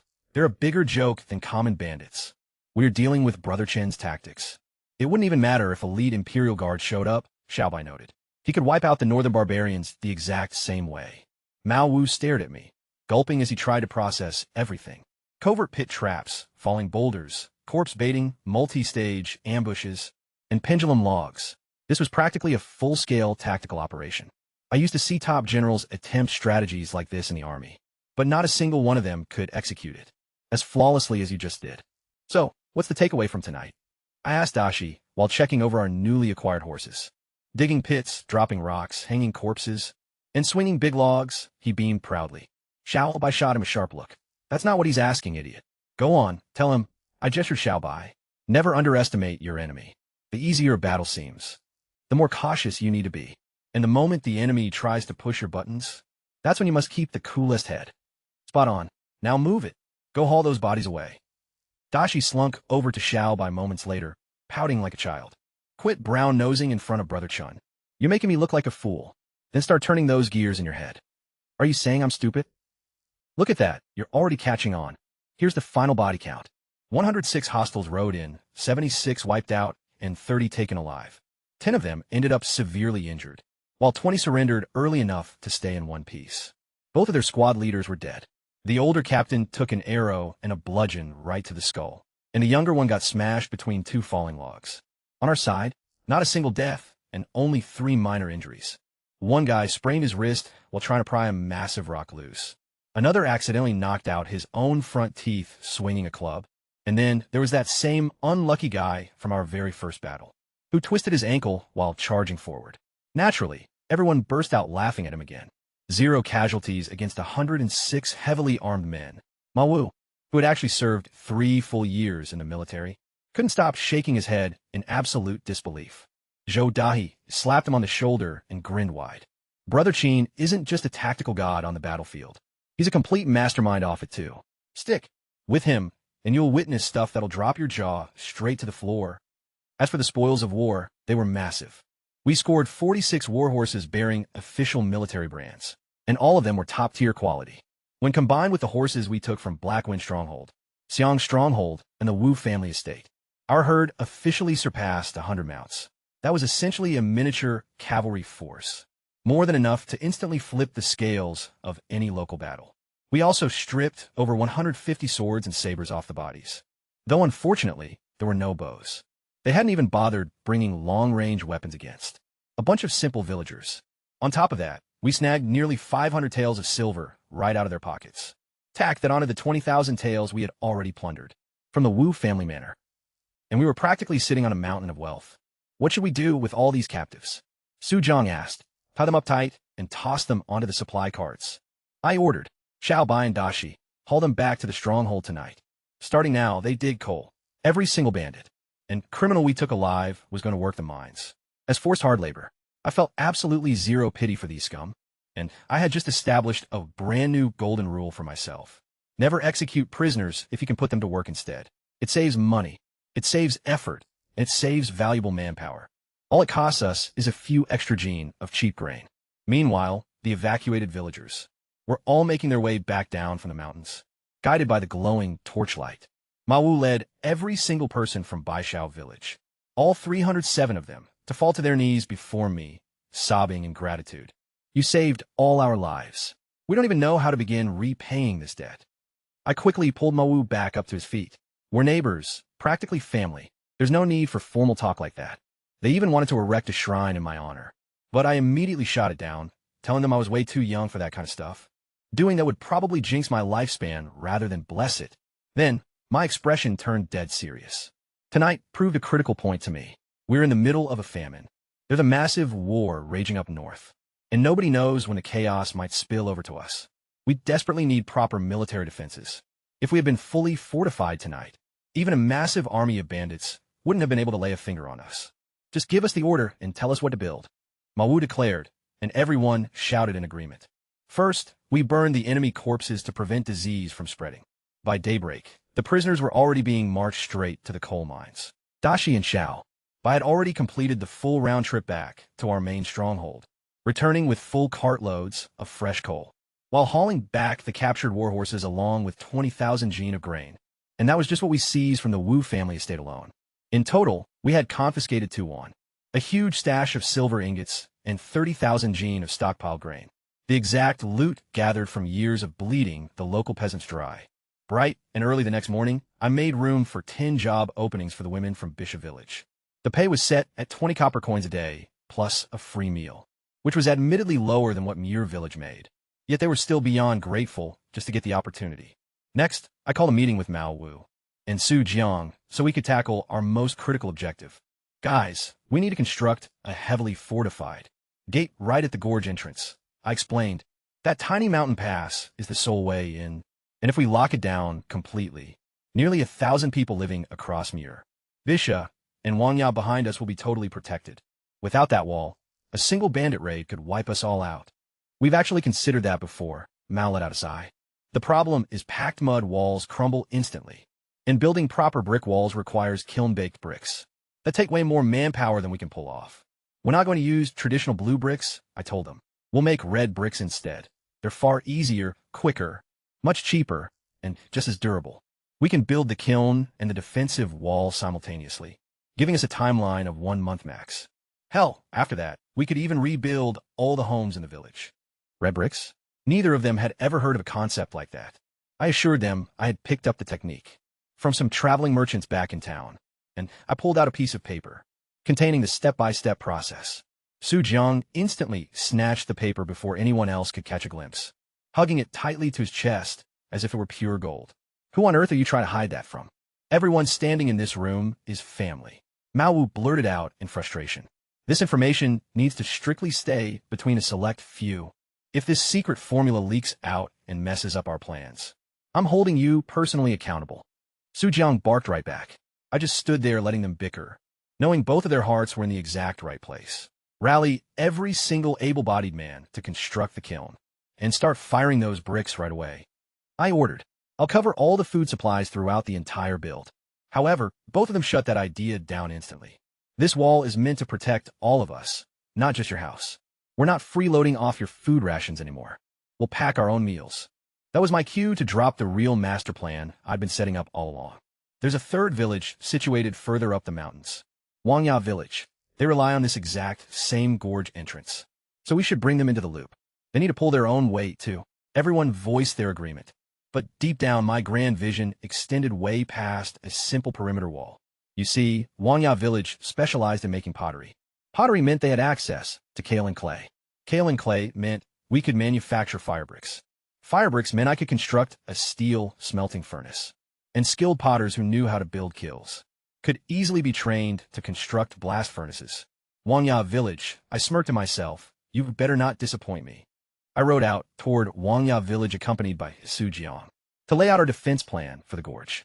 It was roughly 30 li away, separated by a massive expanse of flat, open terrain, stretching between the 3 settlements. Over 1,000 hectares of incredibly fertile black soil was blanketed in wheat and various other crops, all looking lush, green, and vibrant. Looking at it through a tactical lens, this place was literally an impenetrable natural fortress, ringed by mountains on 3 sides, bordered by a river on the 4th, with a single narrow gorge acting as its only land entrance. If we block off that canyon with a solid wall, no army would ever break through unless they marched straight over the mountains with all their gear, which is pretty much impossible. The crops here could easily sustain 5,000 troops, plus 3,000 civilians for a whole year. And with upgraded farming tools and better seeds, we could feed even more. Fate had basically handed me the ideal stronghold. All I had to do now was construct it. Meanwhile, Su Jiang was still stressing over giving away our red brick technique to Baisha Village. I reassured him that it was fine, since we were saving lives, plus, a secret like that wouldn't stay quiet anyway. Once hundreds of villagers started making bricks themselves, it was better to just share it openly and win their genuine loyalty. If a guy with your kind of heart doesn't succeed, he said, giving me a big thumbs up, then the gods truly aren't fair. When we finally made it to Wanyao village, the very first thing that caught my eye was a line of tall pottery kilns. Standing proud, and my spirits immediately soared. If these guys could craft kilns capable of making porcelain, which demands blistering temperatures and airtight seals, then with my knowledge and the right firebrick material, building a proper steel furnace was going to be a breeze. The village chief, Wang Xiao, gave us a super warm welcome, and Su Jian introduced me to him as a hunter. Right away, Wang Xiao's eyes completely lit up. Honestly, he blurted out, barely able to hide his excitement. Since you're a hunter, I really need to ask you for a favor. Talk about perfect timing. I was just trying to figure out how to pitch the steel furnace to him, and now he was coming to me for help first. He went on to explain that their livestock, chickens, sheep, even dogs, had been mysteriously vanishing. And then 2 days ago, 2 young kids disappeared out of nowhere while playing near the mountain. No bodies, no clues. The whole village was absolutely terrified, and everyone was locking their doors as soon as night fell. To make matters worse, all their own hunters had been drafted into the military, leaving them with nobody capable of tracking down whatever monster was hunting their people. Of course I'll help, I replied without a second thought. He led us over to the edge of the village where the children had last been seen playing, a wide-open valley tucked between 2 mountains. The second I took a step forward, a faint, strange odor hit my nose. Something foul, rank, and distinctly fishy. I carefully scanned the spot where the kids had been playing, but nothing stood out right away. So I expanded my search radius, and sure enough I spotted it, hidden in a thick patch of tall grass. A wide, curved track flattened into the ground, definitely not left by human footsteps. The grass was already bouncing back, nearly hiding the track, but a trained eye could tell the difference instantly. The trail snaked its way straight up into the mountain, and that nasty, fishy stench kept getting stronger. I tracked it about 100 paces uphill, until the path vanished behind a dense cluster of bushes. Right there in the brush, though, I uncovered 2 massive scales, each one easily half the size of my hand. A python. I took a closer look at them. There was zero doubt in my mind. We were dealing with a giant. What did you find up there? Wang Xiao shouted up from below. I headed back down and held out my open hand to show them the scales. A snake. Wang Xiao's eyes practically popped out of his head. No way a snake gets big enough to eat kids. Suzhong chimed in, sounding completely skeptical. This is a python weighing over 300 kilos. I explained. It could easily gulp down a child, a sheep, or even a grown adult without breaking a sweat. Wang Xiao's face drained of color, before grabbing my hand with panicked eyes, saying, "You're a hunter, so you must know how to kill a monster like this. Please, you have to save our village. If this creature keeps preying on people, we'll be forced to abandon our homes. I'm begging you." They never listened to warnings. And don't have a lick of sense, I muttered, watching the pandemonium erupt. Right behind the fleeing villagers, heavy hoofbeats thundered like war drums, interspersed with blood-curdling screams. I uncovered my crossbow, loaded a bolt, and took aim. This was the ideal chance to test this bad boy out. The villagers scattered in pure panic as trees snapped and crashed down behind them. Then the beast burst into the clearing, a colossal wild boar, with massive glinting tusks and a body caked in thick, hardened pine resin. It was the legendary armored boar I'd heard so much about. Its tiny eyes were glowing blood red with pure rage, and directly in its path, a scrawny kid was running for his absolute life. The boar was closing in fast with its head lowered, ready to impale him and send him flying. "Xiao Bai, hit the deck!" I roared. I instantly recognized him. It was Ho Xiao Bai, my childhood friend. He heard my shout and threw himself flat onto the dirt, leaving the boar's massive head completely exposed right behind him. I cleared my mind, and everything around me went dead silent. The beast, standing 100 paces away, felt like it was right in front of my face. My finger squeezed the trigger, releasing a dull thud, and the tri-edged bolt crossed the distance in a blur. It slammed right into the boar's forehead, sinking halfway deep into its skull. The creature let out an ear-splitting shriek, veered sharply off course, plowed a deep trench into the dirt, and crashed down. I reloaded instantly and moved in using a combat stance, keeping my crossbow locked onto the target. "Xiao Bai, you good?" I'm okay," he stammered, sitting up while shaking like a leaf. Dashi rushed over to help him up. Back off, it might still be breathing, I warned. But suddenly Joda Hai, a stocky man with a noticeable limp, charged in from the side, holding a hunting pitchfork, cursing up a storm as he tried to finish the beast off. The boar violently snapped back to life with a horrifying roar. In a split second, its razor-sharp tusks were pressed right against his chest, just an inch away from running him straight through. He squeezed his eyes shut, accepting his fate, until I pulled the trigger again. The bolt punched right through the boar's right eye, and burst out the other side. The beast went completely limp for good this time.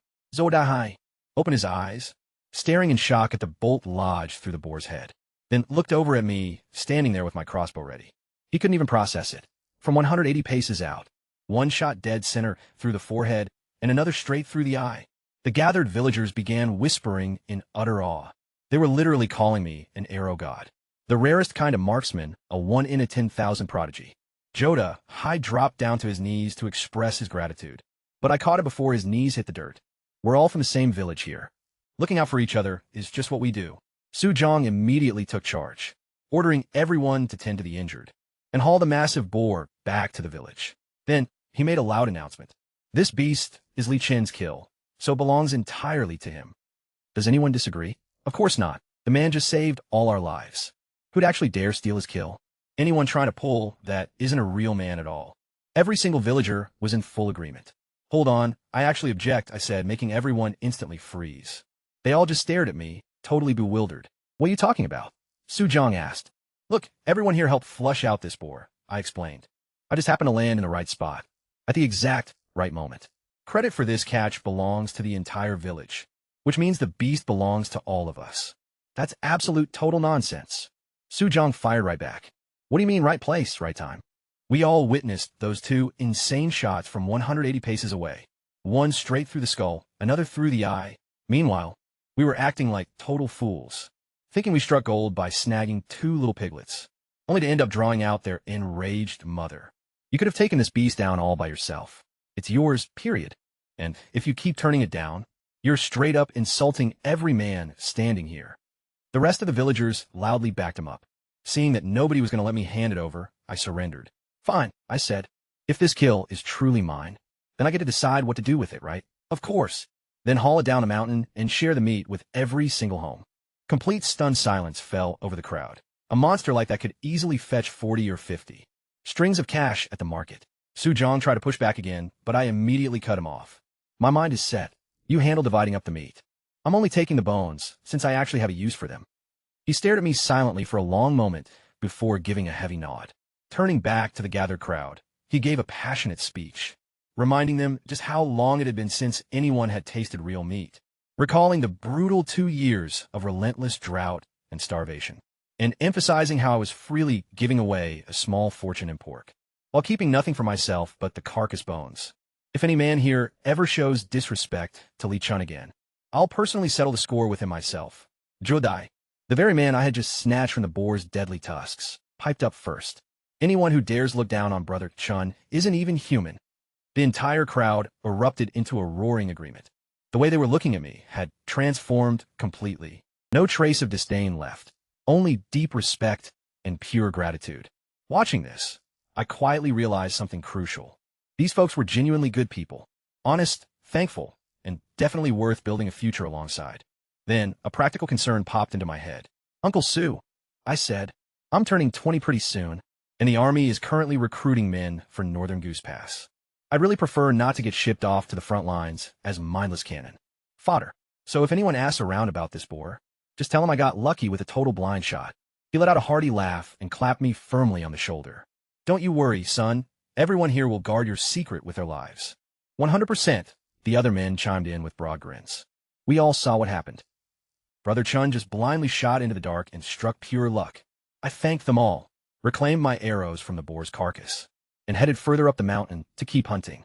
Down at the base, the village women were waiting anxiously when they saw the men hauling that colossal boar back down the slope.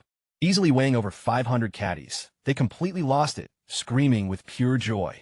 We're eating meat tonight, Zhou Jiao shouted, practically licking her lips. But right on cue, the family drama kicked off. Zhou Jiao's mother, Wang Kaifeng, caught sight of her battered husband, Zhou Daihai, and immediately started raising a storm, complaining bitterly. about how I had disciplined their daughter with a stick earlier that day. She was hoping he beat me up to get payback. That's when Su Shire chimed in quietly from the side, setting the record straight about what really went down. Zhou Jiao had intentionally shredded a dress that I bought for my wife and then refused to apologize. So I gave her the punishment she deserved. Zhou Dahai's face went dark. Daughter, is this true? Zhou Jiao latched on his arm, whining, he still hit me. Go beat him up. The slap landed so fast that nobody saw it coming. Zhou Jiao hit the dirt. Are you out of your mind? Wang Kaifeng shrieked, grabbing hold of her husband. Spoiling her turned her into a rotten brat. Zhou Dahai shoved his wife out of the way, snatched a tree branch, and started thrashing his daughter. You pull a scumbag move like that and expect me to fight Brother Chen? He literally just saved my life. He took down that wild boar and rescued every single one of us. The sounds of wailing and screaming echoed all the way down the mountain trail. Qingwan woke up beside me, half-dazed. Do you need the chamber pot? Enemy attack. Grab the tiger cub, get into the cellar, and lock the hatch. Do not come out until I call for you. Her eyes widened in pure terror, but she moved without hesitation. I snatched my hunting bow, dagger, quiver, and crossbow then, slipped out through the courtyard gate, crouching low in the tall grass 30 paces away. Further down the mountainside, a squad of men had just dismounted. One of the horses had a girl in pink bound to its back. Every single one of them was wearing a black mask, their eyes gleaming with deadly intent.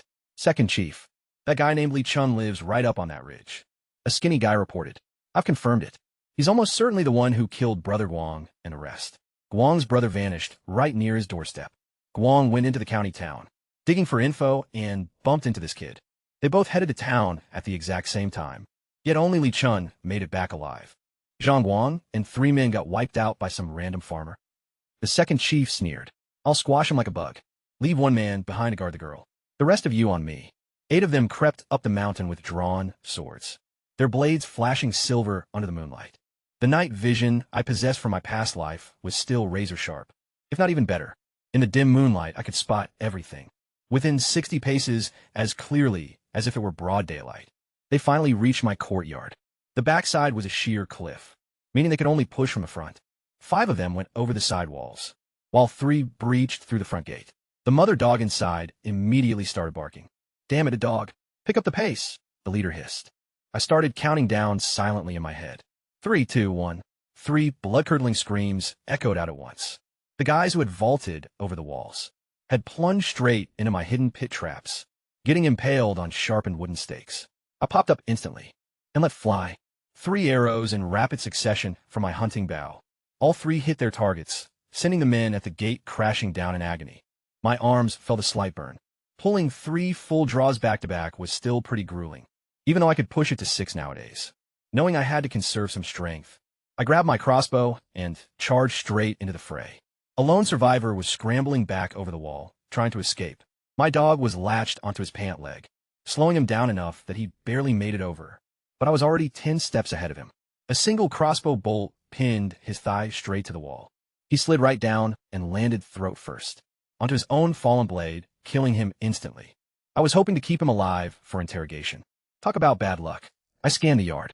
The 3 stuck in the pit traps were impaled and completely done for. The 3 outside had taken arrows directly to the heart. The last guy had panicked and sprinted into my house, where the rigged tripwire crossbow I'd set up put a bolt right through his chest. 8 men total. 8 dead, without a single one left alive to question. How frustrating. If I'd held back just a bit, I'd have a captive to interrogate, though I was pretty sure these guys were bandits from Blackwind Stronghold coming for revenge. Then it hit me. I'd heard a horse whinny earlier. They must have left someone down below to guard the mounts. I masked my face with cloth, grabbed my weapons, and melted into the dark night. About 7 or 8 minutes later, I reached a grove near the edge of the village. 5 horses were standing there, and my eyes instantly lit up. Horses were practically worth a fortune in this era. The Empire was desperate for them, even starting up civilian breeding programs that never met the demand. And here were these bandits, delivering 5 right to my doorstep. On 1 horse, that girl in the pink dress was still securely bound. Oddly enough, I couldn't spot anyone standing guard over the horses or the hostage. Something fell off about this. I stayed low in the tall grass and observed a bit longer, but no bandit ever showed up. I decided to stop waiting around and make my move. I stood up from the brush, crossbow raised, and approached with caution. The girl tied to the horse was young and strikingly beautiful, gagged and tightly bound, thrashing her legs in sheer panic. I'm not an enemy. I was just passing through. I can rescue you, but keep quiet. Tell me what happened. Are there more of them nearby? The second I removed her gag, she screamed, "Over there! Behind you!" I spun around and fired instantly. Just 3 meters away, a bandit with a raised sword pitched forward onto the ground. He was actually holding up his pants with one hand. Turns out he'd been taking a leak in the trees right as I arrived, and didn't even have time to pull them up before trying to sneak up and take me out. That's why I hadn't sensed his presence earlier. Just pure bad timing. The bolt punched right through his body and slammed into a tree behind him, still vibrating from the impact. Great, another dead body and another lost opportunity for answers. I cut the ropes to free the girl.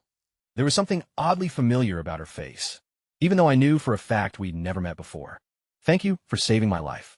My name is Zhang Yuer," she said, offering a polite bow. She had hesitated slightly when giving her name, and her gaze was far too sharp, far too calculating. She was definitely lying. "Where are you from?" "Originally from the capital, but we relocated beyond the pass to escape the war. Currently residing in Pingyang County." A smooth answer. A bit too smooth, rehearsed rather than genuine. Back in my past life, I met enough people to easily spot a fake reaction from an authentic one. Now, who captured you? Why? Honestly, I don't care anymore. I've had enough. So long, then. I turn around to grab the horses. Hold on. It's pitch black out here, and I'm just a helpless woman. There's no way I can make it back to the city alone. Please guide me. I swear on my life, I'll make it worth your while. Pass. I was already getting ready to ride off. She hoisted her skirt, bolted straight toward me, stumbled, and slammed face first right into the lawn. She sat back up, spitting out mouthfuls of dirt and blades of grass. Honestly, I couldn't resist. I yanked the reins back and glanced over my shoulder. I gotta admit, it was pretty hilarious. She scrambled to her feet, wiped her mouth, and threw me the ultimate death stare. "You are hands down the most selfish, arrogant, and unappreciative guy I've ever come across." "Me? Yeah, you. Here I am, a defenseless lady stuck in the middle of the night, practically begging for protection. And you just turn me down? You literally walk away without a second thought. You didn't even bother offering a hand when I ate dirt. That's beyond cold-hearted and plain rude." She spat out yet another stray piece of grass. It was kind of hard to tell if she was mad at the lawn or holding a grudge against me. "I literally saved your life. Why won't you just tell me what's really going on? You show up out of nowhere at midnight hiding behind mask. How am I supposed to know you're not secretly with those bandits? What if this entire setup is just a giant trap? What if you're actually way dangerous than them? Can you really blame me for keeping my guard up?" She just stood there, hands firmly planted on her hips, looking completely outraged and deeply offended, talking a mile a minute without pausing for breath. Yet her eyes stayed locked on me, analyzing every single move I made. I could basically hear the gears turning inside her head. She was clearly measuring me up, tall-built, obviously a skilled fighter, and oozing what she must have convinced herself was some kind of hero vibe, and I could pinpoint the exact second. Her mindset flipped from pure survival mode to something completely different. Her sharp looks softened up, and a faint blush crept into her cheeks. I pinched the bridge of my nose in frustration. I'd wiped out 9 guys tonight, and now I'm stuck babysitting a chatterbox. See, Fina, it's definitely safer to drop her off at the city than risk her trailing me home and figuring out my identity. So I hopped down, secured the other horses to a nearby tree, and brought one over. "Hop on. I'm escorting you back. For real." Her face brightened like the morning sun. She tried mounting the horse herself and failed miserably. 3 whole attempts, and she couldn't even make it up. I placed my hand against her lower back and hoisted her up into the saddle. The second my palm brushed her waist, her whole face flushed bright red, and she froze completely solid. I swung up behind her, and we set off toward the city. Now listen closely to me. I need my face and where I came from kept a total secret. If anyone asks, this is the story you give them. Those bandits hit a stroke of bad luck along the trail, scattered in all the confusion, and you managed to slip away on your own. After that, you just so happened to cross paths with a random traveler, me. Got it? Later that evening, I shared a few drinks with the crew. Back in my past life, I was an absolute legend when it came to drinking. Not even 1,000 cups could knock me out. And this current body seems even more broken. The moment alcohol hits my stomach, it just breaks down, evaporating straight out of my pores like a fine mist. Honestly, getting drunk in this lifetime might be completely off the table. Once dinner wrapped up, I joined Xiaobai and the crew to assemble the heavy crossbows. In total, we had put together 4 of them. each one a high-powered compound crossbow beast. I decided to spill the whole truth to the three guys. The Black Wind stronghold, the threat of the bandits, and my master plan. Just four of us going head-to-head against nearly 100 ruthless men. I looked at them and asked if they were scared. Not a chance. Dashi yelled out, hoisting a massive 100-gene stone weight right over his head. Yet his arms were shaking like crazy. If you're not scared, why are you trembling? You are clearly terrified, Xiaobai mocked, effortlessly loading his crossbow and firing a bolt. Straight through the center of a coin-sized target. All the way across the room. Man, his marksmanship gets sharper by the day. That's pure excitement. Dashi shot back, his eyes bulging with adrenaline. Meanwhile, Chun Chuan had been silently observing. Brother Chun, how do you plan on executing this fight? Let me hear your ideas first, I replied. I had been watching these three grow step by step, and their individual strengths were now crystal clear. Chun Chuan was the mastermind, shrewd, precise, and exceptional at reading the entire battlefield. Xiaobai was lethal and highly skilled, a natural-born sniper. And Dashi was honest, fiercely loyal, and possessed mind-blowing physical strength. Among the trio, Chun Chuan clearly stood out as the sharpest mind. He immediately mapped out his tactical approach. It was solid, sure, but a bit too theoretical, relying on a few assumptions that wouldn't hold up in the chaos of real battle. I pointed out his flaws and then broke down my own strategy. All three of them stood there completely speechless. Brother Chun, I've never heard of a tactic like this before. Can it really work? Chun Chuan asked in awe. I gave a slight smirk. We'll run a field test in the deep forest tomorrow. Right at that moment, little Cheener squealed with excitement. The tiger cub had finally opened its eyes. Come look, everyone. We all gathered around to see. The little cub blinked, opening a beautiful pair of amber eyes, curiously taking in its surroundings. It sniffed around at each of us, its tiny paws swatting at the air. Absolutely, overwhelmingly cute. I scooped it up in my arms. It already weighed almost 4 gene after just a couple of weeks, with a frame that clearly signaled it would easily reach 300 or 400 gene once fully grown. When our eyes locked, the cub shivered slightly and folded its front paws together, almost like it was bowing to me. Talk about a smart little guy. It already knew who called the shots around here.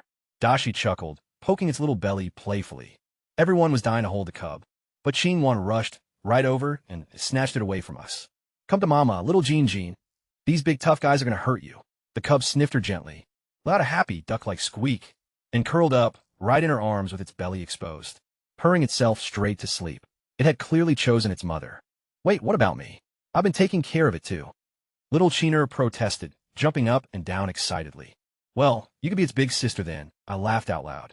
Hold on, doesn't that completely mess up our family hierarchy? She pouted, causing everyone in the room to burst into laughter. Later that evening, after the rest of the crew had left, I sat on the Kong bed with Ching. Wanashi nursed the cub with a mix of canine and mare's milk, burping him and giggling softly while playing with his little paws. It was a moment of pure, warm tranquility. You overheard our entire conversation earlier, didn't you? I gently asked. Her eyes welled up with tears as she gave a quiet nod. Don't worry, everything is completely under control. But there are so many bloodthirsty bandits out there, and only 4 of you. It's just way too dangerous. We're getting reinforcements straight from Xiong's stronghold. And since Xiong is leading them, why don't we just sit back and let them do the heavy lifting? Why do the 4 of you have to take the lead in this attack? Because I need to forge real soldiers. I need Dashi and the others to turn into true warriors. Qingwan stared at me in total shock and gasped. Trained soldiers, husband? What in the world are you actually planning? I gazed out toward the endless peaks of Tai by mountain, a sharp, dangerous gleam flashing in my eyes. I'm going to build a future where I never have to bow to a single soul again, where I never have to walk on eggshells around anyone, where the whole world looks up at me, and I live completely free at the absolute top. But isn't that what an emperor does? Qingwan gasped, her bright eyes going as wide as the moon. She slapped a hand over her mouth the second those words escaped, but the sheer terror written across her face. That was impossible to hide. So what if I become emperor? I asked with a calm, subtle smirk. Were kings and generals just born into royalty? Even the founder of this very dynasty started out as a nobody. Qingwan was practically hyperventilating, staring at the door in pure panic. Only when she saw no one lurking in the dark outside did she finally let out a breath. Husband, you can only say things like that to me, never to another soul. Talk like that will get our heads chopped off. Obviously, I'm not stupid, I said, gently stroking the sleeping tiger cub. Wanting something and actually pulling it off are 2 very different things. For now, we take it slow, one deliberate step at a time. She watched me silently for a long moment, then whispered softly, "A wife doesn't question the path her husband chooses. Whatever you decide to do, I'll follow you. As long as I'm by your side. Living brings joy, and dying holds no fear. Living brings joy, and dying holds no fear, huh?" I repeated. "Now, that is beautifully said." I playfully pinch her soft cheek. "A truly devoted wife. In life, I'm yours. In death, I'm still yours." I burst out laughing, but then she completely caught me off guard. "If you actually reach that summit one day, will you take care of the refugees?" I fell quiet. "If that day ever comes, I'll make damn sure there isn't a single refugee left in this entire land. Not just basic peace, a full-blown golden age where our people can walk anywhere under the sun with their heads held high." Her eyes suddenly ignited. "Then I will follow you through hellfire and ocean ablaze, without even flinching. First, work on your archery. Your aim is honestly painful to watch." She buried her face into my chest, pouting like a child. "You're so mean." "Oh, I'll be even meaner tonight. Time to try out some new moves." Thanks to all that deer blood I've been chugging every morning mixed with the booze, my body was practically bursting at the seams with raw energy tonight. The very next morning, I headed over to the house of old Xiao, the local blacksmith. To my surprise, I found Zhou Dahai there too, shirt off, hammering away at iron right alongside Xiao.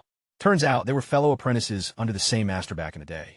Dahai had been drafted into the military, caught a brutal arrow straight through his foot, and ended up returning home crippled, so he wanted to join our crew. Xiao pulled me aside, all nervous, tried to explain the situation, sweating bullets under my heavy silence.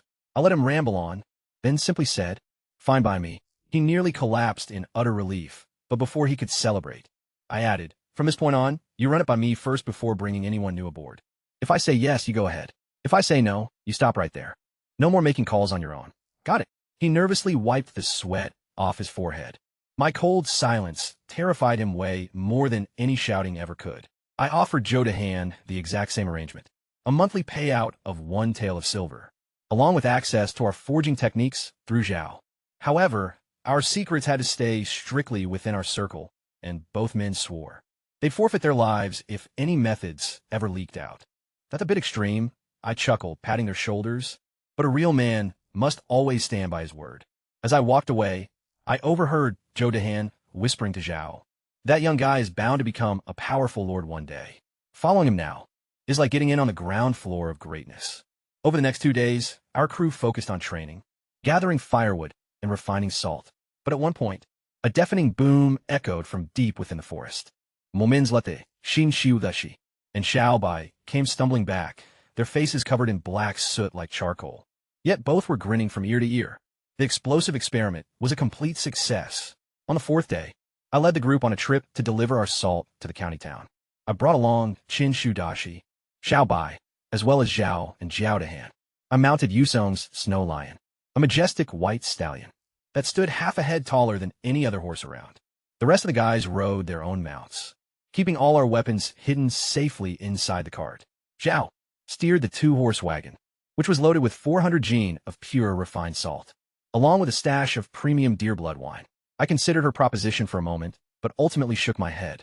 When it comes to business, I prefer guaranteed cold hard cash. I have no idea when you'll actually sell the salt, or how much profit you'll make. I'm just a craftsman, so there's no reason for me to share your financial risk. "Then what are you asking for?" Lin Ling found it, clearly annoyed that I was doubting her sincerity. 5 taels of silver for every jin of refined salt, paid directly to me as a flat processing fee. Whatever price you choose to sell it for after that is entirely your business. If you make a massive fortune, I won't ask for an extra penny. But if you end up losing money, don't come crying to me. She glared at me intently, but finally gave in. "Fine, we'll play by your rules. Hand over 1,000 jin of crude salt, and in 3 days, I'll bring back 200 jin of top-tier refined salt. That's a ratio of 5 jin of crude salt to yield 1 jin of refined." Her eyes instantly went wide with shock. The official imperial court salt artisans needed nearly 10 jin of crude salt just to produce a single jin of refined product. My conversion rate was literally twice as efficient as theirs. 1,000 jin of raw crude salt cost a mere 500 copper coins, yet the high-grade refined salt it produced could fetch at least 10 taels of silver per jin. On the open market, if we could sustain this long-term, the potential profits would be absolutely mind-blowing. That's roughly the conversion ratio. Yes, I confirmed. Hand over the raw salt, and I'll be waiting right here in 3 days. She waved her hand dismissively. Consider it a deal. The young boss sure is generous, I smiled, before casually asking to borrow 50 strings of copper coins to hire extra workers and purchase more firewood. Without a second thought, she led me straight to the counter and instructed her store manager, a round-faced fellow sporting a thin mustache, to count out the sum in loose copper coins. As the man counted the coins, his sneaky little eyes kept darting back and forth suspiciously. I didn't say a word, but I closely tracked his every expression. The moment he handed over the money, he tried to casually probe into what kind of business I was running, and where on earth I had learned such advanced salt refining methods. Just a family secret, I replied coldly, slinging the heavy sack of cash over my shoulder before making my exit. Right before stepping out, I leaned in close to Lin Linger. Your shop manager is asking way too many questions. Normally, I wouldn't even bring it up, but might mess with our deal. Don't worry about him. He's completely loyal, she replied coldly. However, I caught a sudden glint of ice deep within her eyes. She already had total control over the whole situation, which only left me more confused. If she was really this sharp, how on earth did those bandits manage to kidnap her that night? 3 days then, I said, giving a quick bow. She locked her eyes on me with a dead serious glare. Have we really never crossed paths? Or are you hiding something from me? I have no idea what you're talking about. Then at least give me your name and where you live. I can't be doing business with a ghost. We're just passing acquaintances, nothing more. Get out, she snapped, slamming the door right in my face. I just shrugged and began driving my car away. Up on the second floor, I could feel someone watching me. Looking up toward the latticed window, I caught a quick glimpse of Lin Linger, jerking out of sight to hide, followed by a loud, heavy thud as her forehead slammed right into the window frame. I chuckled to myself and kept on driving. Meanwhile, upstairs, she was crouching in pain, rubbing the knot on her forehead and cursing my name, calling me a stubborn ox and a rude peasant. Right behind her, a tall woman wearing green combat gear hopped off the embroidered bed, stretching out like a cat. It was Bai Yusong, though I had no idea she was hiding there at the time. She looked wild and stunning, a short blade strapped to her hip, radiating the legendary aura of a master swordwoman. This is the first time I've ever seen you lose your mind over a guy. Bai Yusong teased. You even dragged yourself out to the countryside just to find him. Is this really the guy? Bai Yusong asked. Quiet. I'm a wanted bandit leader, remember? Lower your voice. Relax, this is my house. No one can hear a thing. You can never be too careful, Bai Yusong countered, before finally getting to the main point of her visit. Business had been terrible. She had terrified every single bandit within 100 miles into hiding, and all the wealthy clans had hired private guards. Her crew was starving. Lend me 100 taels of silver. I'll pay you back right after our next big raid. I've never seen a bandit chief as pitiful as you. Here, take it. Lin Linger tossed a pouch of silver over to Bai Yusong. Of course, I only found out about this entire conversation much later. Bai Yusong had come begging for those 100 taels, because times were tough. She had driven every bandit in the entire area straight into hiding, and the local rich families had all doubled up on security. Her gang was literally starving. What I also had no idea about back then was the truth behind that night. My rescue of Lin Linger had actually been staged all along. Bai Yusong was supposed to ambush the Black Wind bandits on the road, save Linger, and use the chaos to secretly handle Linger's scheming second uncle. But then I stumbled into the scene and ruined everything, saving the girl, wiping out the bandits, and completely derailing their master plan. That totally explained why Ling didn't seem genuinely terrified that night, and why she had lied to me. She was on the whole setup from the very start. Now, Linger had Bai Yusong investigating my background, trying to confirm who I really was. No matter if I was actually the one who saved her life. She was already plotting her next move. She was using the salt business as bait to draw out the Black Wind stronghold into launching an attack, setting up Bai Yusong to ambush them all in one fell swoop. Honestly, these two women were a deadly combination together. Meanwhile, I was driving my car through town, doing some shopping. Since I had managed to score 1,000 jean of crude salt without spending a single coin, I used my 30 taels to buy 1,000 jean of grain, unpolished rice, and mixed flour, along with 100 jean of vegetables, 100 iron arrowheads, some eggs, meat, and 100 jean of animal bones. I blew almost every last copper I had before heading home. On the way back, I sensed someone tailing me from a distance. I picked up the pace on the main road, flew right past the turnoff to Moore Village without stopping, rode another 20 li ahead, cut through a thick forest using a side trail, and and looped back to my place. Whoever was tracking me, I completely threw them off my tail. Turns out it was by Yu Xiong, though I didn't know it at the time. She sat on her horse, right at the edge of the woods, totally stunned that she had lost a target, as massive as a horse and cart. When I finally got back to the village, I noticed a crowd gathered near my deer pen. People were crying, and my heart sank immediately. Qin Xiao, Xiaobai, and Dashi were all lying on the ground, drenched in blood. Qingwan and little Kini were trying to clean their wounds, sobbing uncontrollably. Xiao Bai's mother was holding her son, weeping, while old Xiao held Dashi tightly, tears streaming down his worn-out face. Su Jiang quickly filled me in on what happened. Some thug from Bai Xiao village had heard about our deer and came over to snoop around. They caught my brothers guarding the herd and processing a leopard pelt. When they saw the deer, the leopard skin, and my gorgeous wife, their greed and lust completely took over. They tried to snatch the deer and the pelt by force. And their ringleader, a bastard named Wu Tian, even tried to assault Qingwan. My brothers stepped up to fight them off. Xiao Bai took a severe knife, wound to his left arm while protecting the herd. Dashi tackled the guy going after Qingwan, wrestling him straight to the ground, and refusing to let go, even as a dozen men beat him until he passed out. Qin Xiu shielded the leopard pelt using his own body, until they smashed a heavy rock against his head. Qingwan and Kini managed to break free and run to call for backup, so the thugs scattered right before the villagers arrived. However, they still made off with the young deer. And that leopard pelt, I immediately examined each of my brothers thoroughly. Xiao Bai's slice was just flesh damage. Painful, sure, but nothing critical, and no bones were hit. Dashi's face was completely swollen and bruised, but thankfully his skull wasn't fractured. Qin Xiu had a bloody head gash from that rock, but the bone underneath was intact. They were all going to pull through. Uncle Su, please take care of them for me. Get some men to help haul my supplies back home. I stood up slowly, and everyone who caught a glimpse of my eyes took a step back in fear. The sheer coldness in my glare felt barely human. They had brutally beaten my brothers, stolen my hard-earned property, and tried to lay a hand on my wife. I yanked a horse out of the pen, swung into the saddle, and charged off, riding straight for Baishao village without uttering another word. This time, she ditched the carriage and left her servants behind. Instead, she was just walking right alongside me. Her huge, bright eyes were glued on me without breaking contact. Is there something you need from me? I asked, feeling pretty uneasy under her intense glare. What's your name? She demanded, her gut clearly, screaming that I was the guy who'd pulled her out of danger. Random strangers don't trade names, I replied, but she kept tailing me. So where are you headed? Random strangers don't drop their destinations either. Where do you live, then? But before I could get a word in, she cut me off. Let me guess. Random strangers don't share addresses, right? Spot on. Is random strangers the only phrase in your vocabulary? She snapped. Well, passing acquaintances or ships in the night could work too, I said, acting like I was giving it serious thought. Are you seriously playing word games with me right now? Her cheeks puffed out in absolute pure rage. Stop following me already. I'm not the person you're searching for.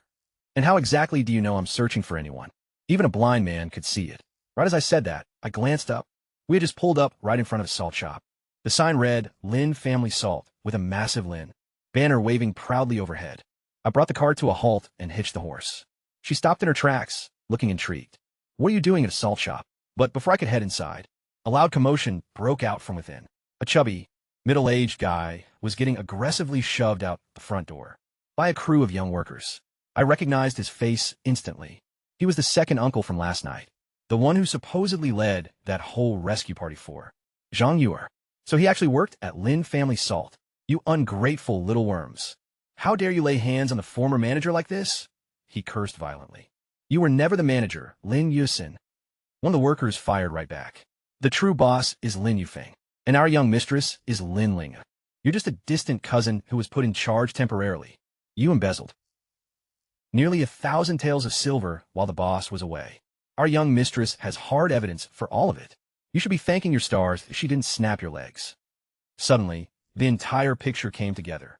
The girl standing right next to me wasn't Zhang Yuer at all. She was Lin Linger, the actual young mistress of this salt shop. Her father was Lin Yufeng, who was currently missing. And this loudmouth scoundrel was her scheming uncle, Lin Yusin. She had returned, exposed his massive theft, and booted him out with brutal, cold efficiency. So much for playing the innocent, I muttered under my breath. Thank goodness I threw on a mask last night. Still, I had to admit, her ruthless efficiency was pretty impressive. The second she got back, she took full control, aired out her uncle's dirty laundry in public to completely secure the moral high ground, and immediately installed her own loyal men, a sharp brain, an iron spirit, and decisive moves. Yet, one piece of the puzzle still didn't fit. How could a girl this cunning and calculated ever allow herself to get captured by bandits? Was it genuinely just a lapse in judgment? Right then, Lin Yusen caught sight of her standing right beside me. He completely blew his top, jumping up and down while shrieking, "Lin Linger, you heartless little brat.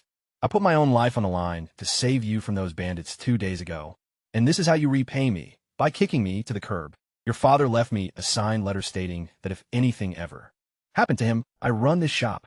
You're just a little girl. You'll eventually be married off with a dowry, and that's the end of it. Take a good look, everyone. Right here is his final testament," he shouted, waving the paper in the air. A group of curious onlookers quickly gathered around. Lin Linger was just on the verge of firing back when she spotted me standing right next to her. A spark of sudden mischief flashed in her eyes. She grabbed on my sleeve and put on her best terrified expression. "My ruthless uncle is trying to rob me of my family's shop. Please save me, young master." I just stared at her in disbelief. How on earth did I suddenly get dragged into this mess? My instinct was to walk away, but I was about to close a massive salt deal with this girl. If I ruined our relationship right now, the entire deal would be dead in the water. Letting out a heavy sigh, I turned my attention to Lin Yusen. "Second Master Lin, what exactly does that paper state? Who the hell are you to question me? Mind your own business and scram." Lin Yusen barked. He didn't recognize me since I had been wearing a mask. The night before he could even react, I snatched the document right out of his hand and scanned it quickly. He lunged forward to snatch it back, and I let him, but nobody noticed that I had already swapped it with a random piece of scrap paper from inside my coat, a classic sleight of hand trick. "You claim that letter proves the shop belongs to you," I said calmly, "but that's not what it says at all." "It most definitely does. Just read this. Dear Brother Yusen, during these chaotic times, I'm heading to Jinzhou and might not make it back." He held up the paper and proudly started reciting the words from memory. "You're holding the page completely upside down," I helpfully pointed out. The entire crowd instantly burst out laughing. His face turned bright red as he flipped it over and tried to keep reading. "If you actually want anyone to believe this letter is legitimate," I interrupted, "have an impartial third party read it out loud. Otherwise, you're clearly just making up lies to steal a young woman's inheritance." "Fine, let someone else read it," he growled. A couple of passing scholars walked over and took the paper from him. One of them cleared his throat and began reading aloud. "Old Lee's Medical Clinic, specializing in male dysfunction, particularly severe impotence. Guaranteed results." The crowd erupted into uncontrollable laughter. The second scholar continued, "Over 30 years of clinical experience, expertly treating irregular menstrual cycles in women." "So your father's grand will is literally just a flyer for bedroom problems?" Someone yelled out in hysterics. Lin Yusen's face turned a deep shade of purple. He shot a vicious glare in my direction. "You swapped my letter," before I could even open my mouth to respond. Lin Linger stepped forward, any trace of her previous amusement completely gone as her eyes burned with rage. "Lin Yusen, I placed my trust in you, yet while my father was away, you embezzled nearly 1,000 taels of silver and attempted to steal our family's entire livelihood from a helpless girl. Throw him out." Her store guards immediately grabbed wooden clubs and chased him straight down the street as he scrambled away like a frightened rat. "Thank you for coming to my rescue once again," she said softly, looking up at me with those sharp, perceptive eyes. At this point, she was more convinced than ever that I was the mysterious masked savior from before. "This is the first time," I replied in a flat tone. "It's definitely the second." "Sure, whatever. The first time. Please step inside so we can talk properly." I followed her into the shop. As we walked past the front counter, I noticed a round-faced shop manager with beady little eyes staring at me with a strange, calculating gaze. The moment I met his eyes, he instantly looked down. I made a mental note to keep an eye on him. Once we were in the back room, Linger began, "Allow me to express my gratitude." I brushed it off. "I'm strictly here for business. Are you interested in purchasing refined salt?" "Refined salt?" She looked me up and down with newfound intrigue. Without another word, I handed her a small paper pouch. I pulled out a single yang of salt that I'd brought along from home. She took a tiny pinch to taste, and her eyes instantly went wide with shock. It was as white as frost, fine as sand, and without a single trace of bitterness. This is the kind of quality that only high-ranking court nobles and the wealthiest merchants could ever dream of getting their hands on. she noted, explaining that the supply was tiny and never reached common markets. When she asked where I got it, I calmly told her I made it myself, using the crude salt I'd bought right from her shop, courtesy of a secret family recipe. She just stared at me in complete disbelief, before taking a deep breath to collect herself. Pushing aside everything else on the table, she asked straight up how I wanted to do this deal. I proposed buying crude salt from her at cost, refining it myself, and selling it back to her at 5 taels per jean. She paused to think about it for a second, repeating, 5 taels per jean? You do realize you'd be leaving a ton of money on the table, right? Her reaction caught me off guard, but then she hit me with her counteroffer. Just take the crude salt for free. You refine it, I handle the sales, and we split the profits straight down the middle 50 to 50. Trust me, you'll walk away with far more than 5 taels per jean. I guarantee it. When I asked if she was serious, she insisted she absolutely was. She gave a firm nod, stating that you either trust a person or you don't. And she trusted her own instincts. She locked eyes with me, her gaze practically piercing right through me. At this point, she was almost dead certain that I was the very same man who had saved her life that night. The way I spoke, the way I carried myself, it all added up. That was the real reason she was so willing to offer such insanely generous terms with absolutely zero upfront cost. Though, even if I hadn't been that guy, a deal like this was an absolute win for her regardless. My entire family, all 13 of them, were slaughtered by bandits. Chung Wang confessed, hanging his head low in shame. The local officials stole all the credit for doing nothing, completely ignoring our pain and suffering. So, I abandoned my post in the army just to hunt them down for revenge. I reminded him that loyalty and righteousness don't always align on the same path, and softly added, I understand. He completely froze, his nose turning red as he choked back tears and whispered, Thank you, Brother Chun. After years of being judged, misunderstood, and looked down upon, finally, someone with real power and influence had looked him in the eye and said they understood. I then turned my attention to Liu Handong, asking why he had turned to a life of banditry. He explained that bandits had stolen all their grain, leaving his entire family to starve to death. The boss had saved his life back then, so he swore his loyalty to her. Simple as that. Strong-willed men usually operate like that anyway. Bai Xiaomei piped up, mentioning that every single person in her stronghold had a tragic story just like his. Every last one of them had lost loved ones to ruthless bandits, and their only real crime was putting too many scumbag bandits in the dirt and robbing corrupt rich folks who deserved it.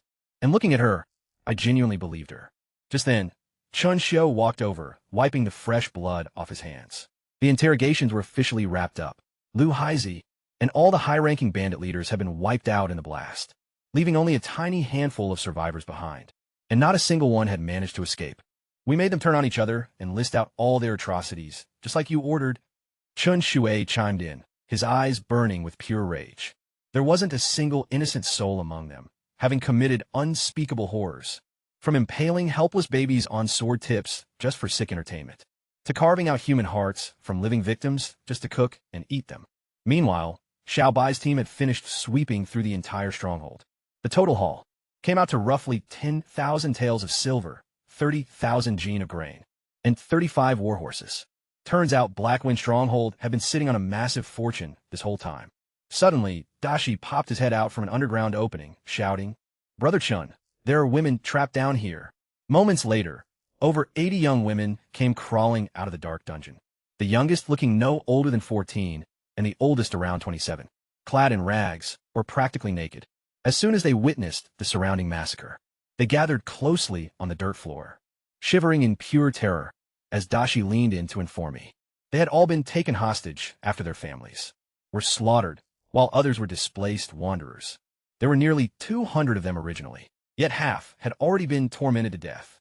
The men of Xiyang clenched their weapons until their knuckles turned white.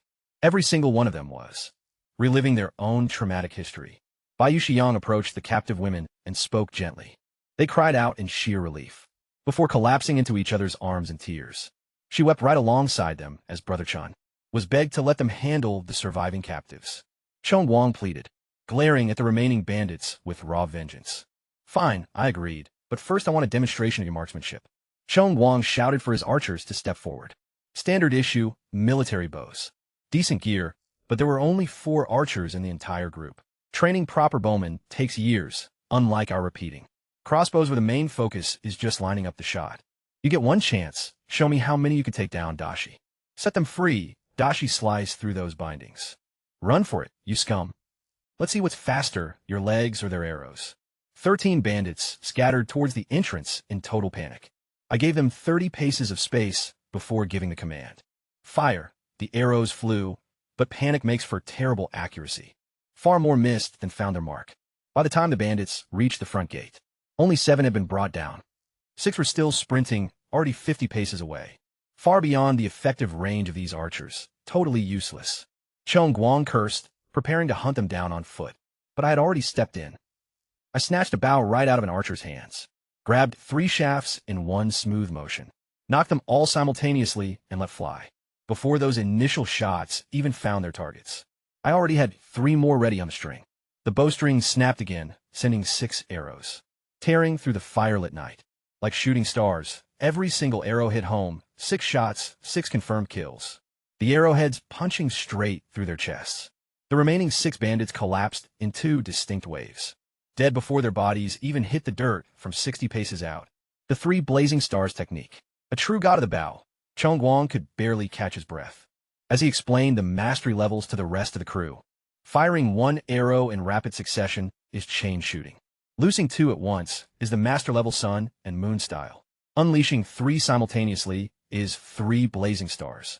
The absolute pinnacle tier any living archer has ever mastered. Beyond that lies the legendary Starry Sky, an art lost to myth. No archer in recorded history has ever pulled off. Yet I had just fired 2 consecutive triple shots from 60 paces away. Every single man from the Xiyang fortress stood paralyzed, jaws dropped in absolute shock. I could practically read the exact thought forming in their minds. Give this warrior an endless supply of arrows, and he could hold off an entire army single-handedly. I tossed the bow back over to Wei Yu, who caught it and held it as if it were a sacred artifact. Your reaction time is slow. Your hands tremble, your upper body lacks strength, and your precision is terrible. Get back to training, I instructed the 4 archers. Coming from anyone else, they would have been deeply offended, but from me, it was clear they were practically dying to ask for more pointers. That is, until Bai Yusong strolled over, clapping her hands. Her gaze was locked onto me like a hawk tracking its target. Leaning right against my shoulder, she addressed her crew. Is my man, the god of archery, convincing enough for you? Hell yeah. They roared in unison before I could even pull away. Then she dropped the bomb. I'm stepping down. Chun is officially your new boss. Any objections? Every single man dropped to their knees instantly. Greetings, Chief Chun. You ungrateful bunch, she scoffed. I was just trying to be modest, and you guys actually traded me in? She pouted, but when I looked over, she gave me a soft smile. They belong to you now, and so do I. Puckered her lips, she stood on her tiptoes to lean in for a kiss. I sidestepped her, making her stamp her foot. All right, enough games. Starting right now, we are all brothers. Bring out the booze. Someone quickly brought over jug after jug. Once every man had a bowl filled, I raised mine high and called out. The spring rain nourishes the exact same roots. I don't expect us to go around crushing everything in our path. Only that our broad shoulders hold up true justice. Drink up, because starting tonight, we share the exact same destiny. Through life and death to justice. They gulped it all down and slammed their bowls onto the dirt. Chen Guang pulled out his blade and sliced open his own palm. As blood dripped down, he declared, if I break this vow, may my life end within 5 paces. Without hesitation, every single man followed suit. It was the ultimate blood oath among outlaws. I cut my own palm as well and pressed my bloody hand against every single one of theirs. From this night on, we were officially sworn blood brothers. Dashi and Xiao Bai watched the entire thing with their jaws on the floor, before slashing their palms to join the pact as well. Next, I started distributing the loot. 3,000 silver taels were split directly among the men, while the rest was set aside for the fortress's future operations. Seeing me hand out 3,000 taels just like that, Bai Yusong raised an eyebrow. I want every single brother here to know one thing. As long as you follow me, there will always be meat on the table, wine in your cup, money in your pocket, and a good life ahead. And what about me? She piped up. I gave you everything. Don't I deserve a good life too? What exactly do you have in mind? I asked. Marry me. I'll cook for you and be your loyal woman. So what do you say? She was fully expecting me to dodge again, since the chase was what excited her. So this time, I didn't dodge at all. Perfect, I said smoothly. A pitch-black night with no moon. The absolute best time for a wedding, so why wait? I grabbed her waist, hoisted her over my shoulder like a sack of rice, and started striding straight toward the only standing building left. Wait, you're actually serious? She wriggled free, her face turning bright red, looking genuinely flustered for the very first time. Of course, I replied. Unless you were just playing around? I took another step toward her with my hand reached out. I'm not ready yet. When I am, I'll let you know. She spun around and bolted. The entire crowd instantly burst into roaring laughter. The supposedly fearless Bai Yusong was actually running scared. I smirked as I watched her retreat. She loved the idea of playing with a dragon, but completely panicked the second the real dragon showed its claws. If she wanted to play mind games with me, she still had a long way to go. While everyone was distracted cracking jokes about her, I noticed Joe Sanner quietly sneaking off into the tree line. Hunched over, he was making a desperate dash for the hills. He knew damn well that if he stayed behind, I'd settle the score. At least he was smart enough to be terrified. Chinchiyu clocked him too and made a move to take off after him, but I threw up a subtle hand signal to throw on the brakes. I just watched Joe Sanner scurry off with ice in my eyes. I'd take care of that punk later. Su Jian let out a curse the second he noticed Joe Sanner was gone, muttering about how that total rat was always stealing and stirring up trouble. He reminded everyone the guy had even tried breaking into Widow Wong's place twice, and now he pulls a stunt like this. Where'd he go? I swear I should have drowned him in a pig cage long ago. Let it slide, Uncle Sue. He's a nobody. I chimed in. He's really not worth losing your cool over. I turned to address the crowd and brought my hands together in respect. Look, I just want to express my real gratitude to every single uncle, Annie, brother, and sister standing here today, I said, giving a deep bow. Ching Wan curtsied right beside me, her eyes completely bloodshot, sobbing out her thanks to everyone through tears. Knock it off with that. Sujong cracked a laugh. We're all one big family in this village. Dude, you put down that wild boar, saved our skins, and hooked us up with actual work and cash. Without you, half of us would literally be starving right now. If anyone should be doing the thanking here, it's us. One by one, the other villagers started chiming in, telling me straight up not to stress about a single thing. They said I was basically the heart and soul of the whole village at this point, and they backed me up no matter what happened. Even if I had taken those scums out. Which on the record, I totally didn't. Those thugs had it coming anyway. Qingwan was crying so hard, she could barely stay on her feet, bowing to the crowd again and again, and honestly, it hit me right in the feels. When the hearts of the people, and you win everything, treat them right, and they'll literally give you their loyalty forever. If I was ever going to build a real empire out here, I could never lose sight of this lesson. Listen up, everyone. Dinner's on me this afternoon. I shouted out to the crowd. We're serving up fresh meat, fine wine, and warm steam buns. My treat. Man, you're doing way too much. Sujan protested with a smile. You guys have shown me a kind of loyalty that weighs heavier than mountains. I replied. A single meal is nothing. We're going to do this all the time. Molly and leaned over her courtyard wall with a playful grin. Hey, Brother Chin, I've got plenty of hot buns and juicy meat right here at my place. Feel free to drop by whenever you want. I think I'll pass. I'd rather not get beaten to a pulp by your husband.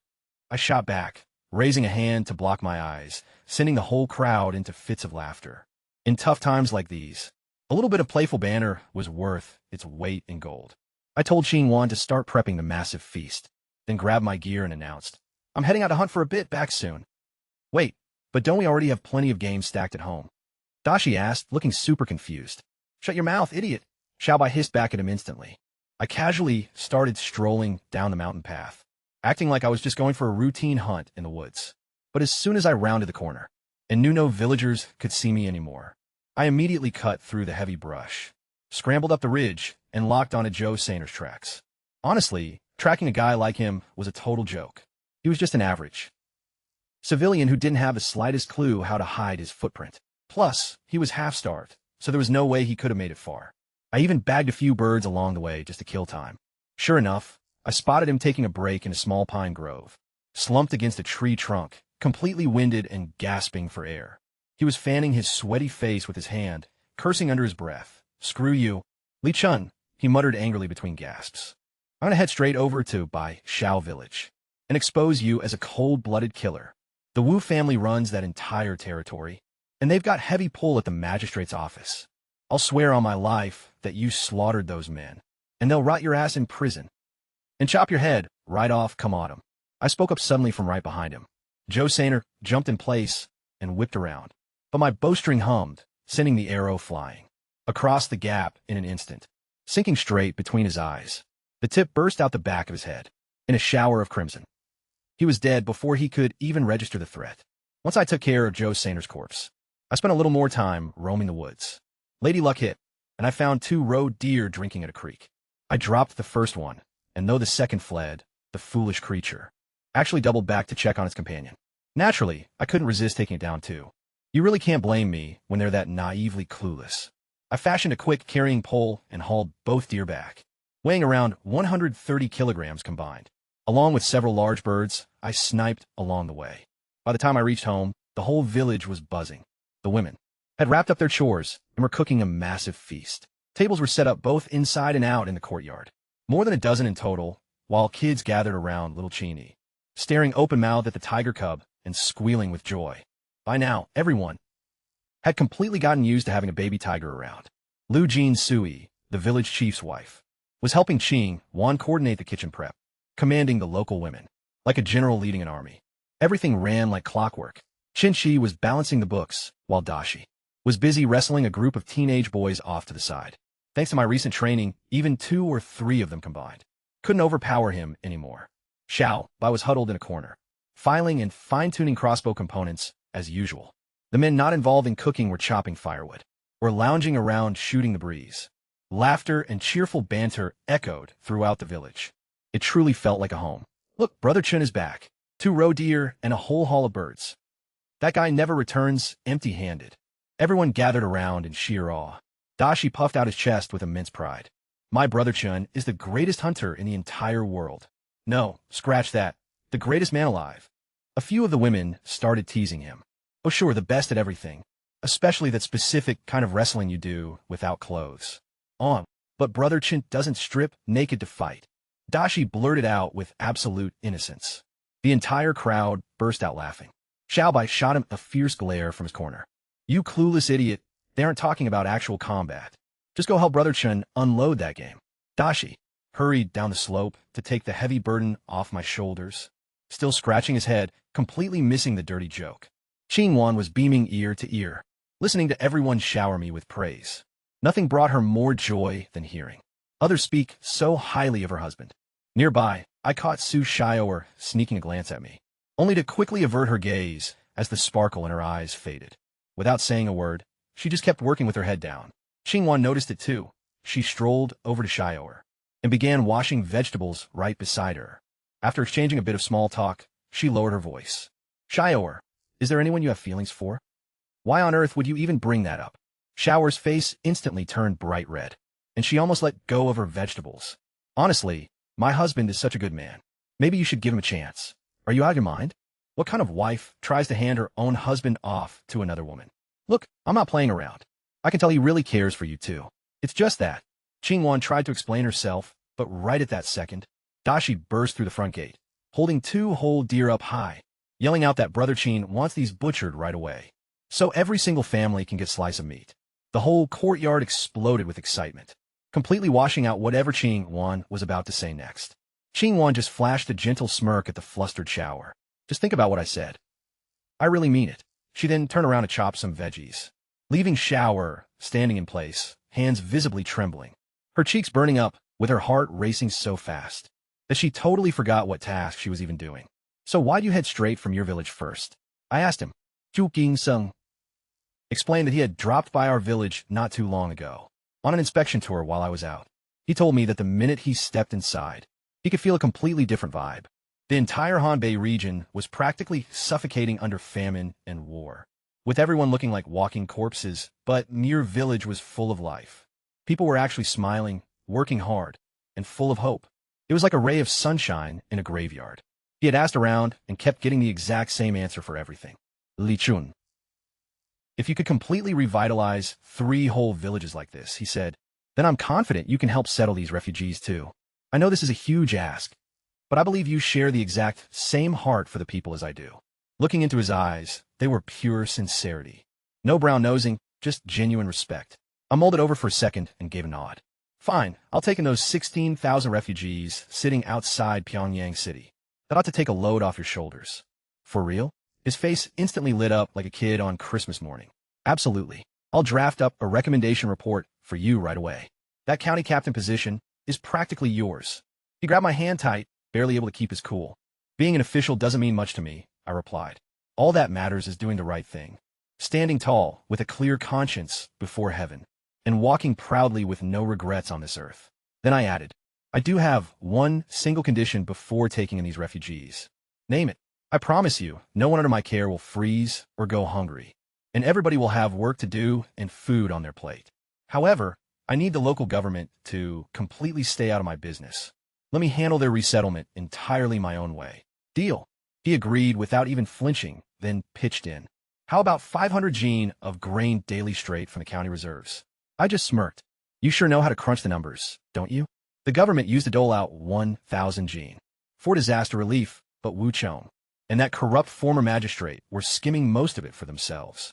Now, Chu Ching Song was trying to cut corners to save a quick buck. Well, you've got the skill to make it stretch, he said with an awkward grin. We need to hold on to the rest for unforeseen emergencies. And the other refugee camps out there. Fine, but skip the daily handouts. Just hand over 100,000 gene in one single lump sum. Think of it as a complete buyout, and after that, those refugees will be off your hands for good. He hesitated a bit. 100,000 gene was no small amount. You're forgetting. 50,000 of that can easily come from Wu Chang's confiscated stash.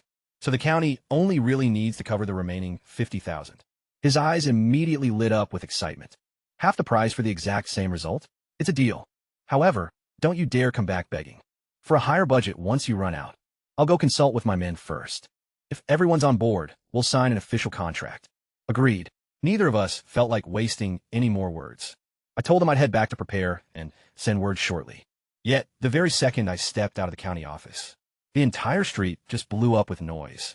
Firecrackers were popping off left and right, and a massive roar of cheers erupted from hundreds of people.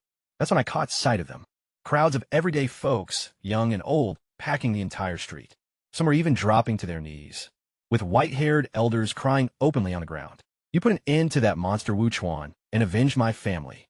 He snatched away my daughter-in-law, beat my son to a pulp, and battered her until she took her last breath. The moment he noticed our shop was turning a profit, he dispatched his goons to trash the place, framed my boy for theft, and tossed him behind bars. It cost us everything we owned, just to bail him out. He was riding around drunk out of his mind, and his horse trampled my little grandson. He was only 3 years old, and that corrupt old magistrate just let him walk away for a pathetic pocketful of silver. The sound of their weeping was overwhelming. Tragic tale after tragic tale of agonizing oppression and injustice came pouring out from people who'd been forced into silence for years. Wu Chuan truly deserved to die, I muttered softly, glancing up at the open sky as I began wading through the crowd, helping the elderly folks back onto their feet. Before I knew it, people started shoving gifts into my hands. A full basket of steam buns, half a bolt of crude homespun fabric, and a bowl of eggs someone had spent weeks hoarding. Nothing of real monetary value, but every single item was priceless. Please stop. Times are tough for all of us. I really can't accept these. But there were simply too many people. They would just drop their offerings and dash off before I could even try to turn them down. The firecrackers kept crackling, and the overwhelming cries of gratitude showed no signs of stopping. For the first time in a very long time, across both of my lifetimes, my eyes actually welled up with tears. This right here is the true heart of the people.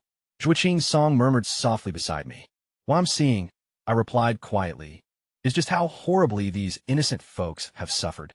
They never should have been forced to go through this.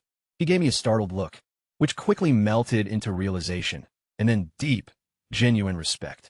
Brother, if you actually take up the post of county captain, you're going to be an incredible leader. I let out a heavy sigh and kept quiet, but on the inside, as I stared up at the gloomy, overcast sky, I thought to myself, just being an official isn't even scratched the surface of what I'm truly planning to do.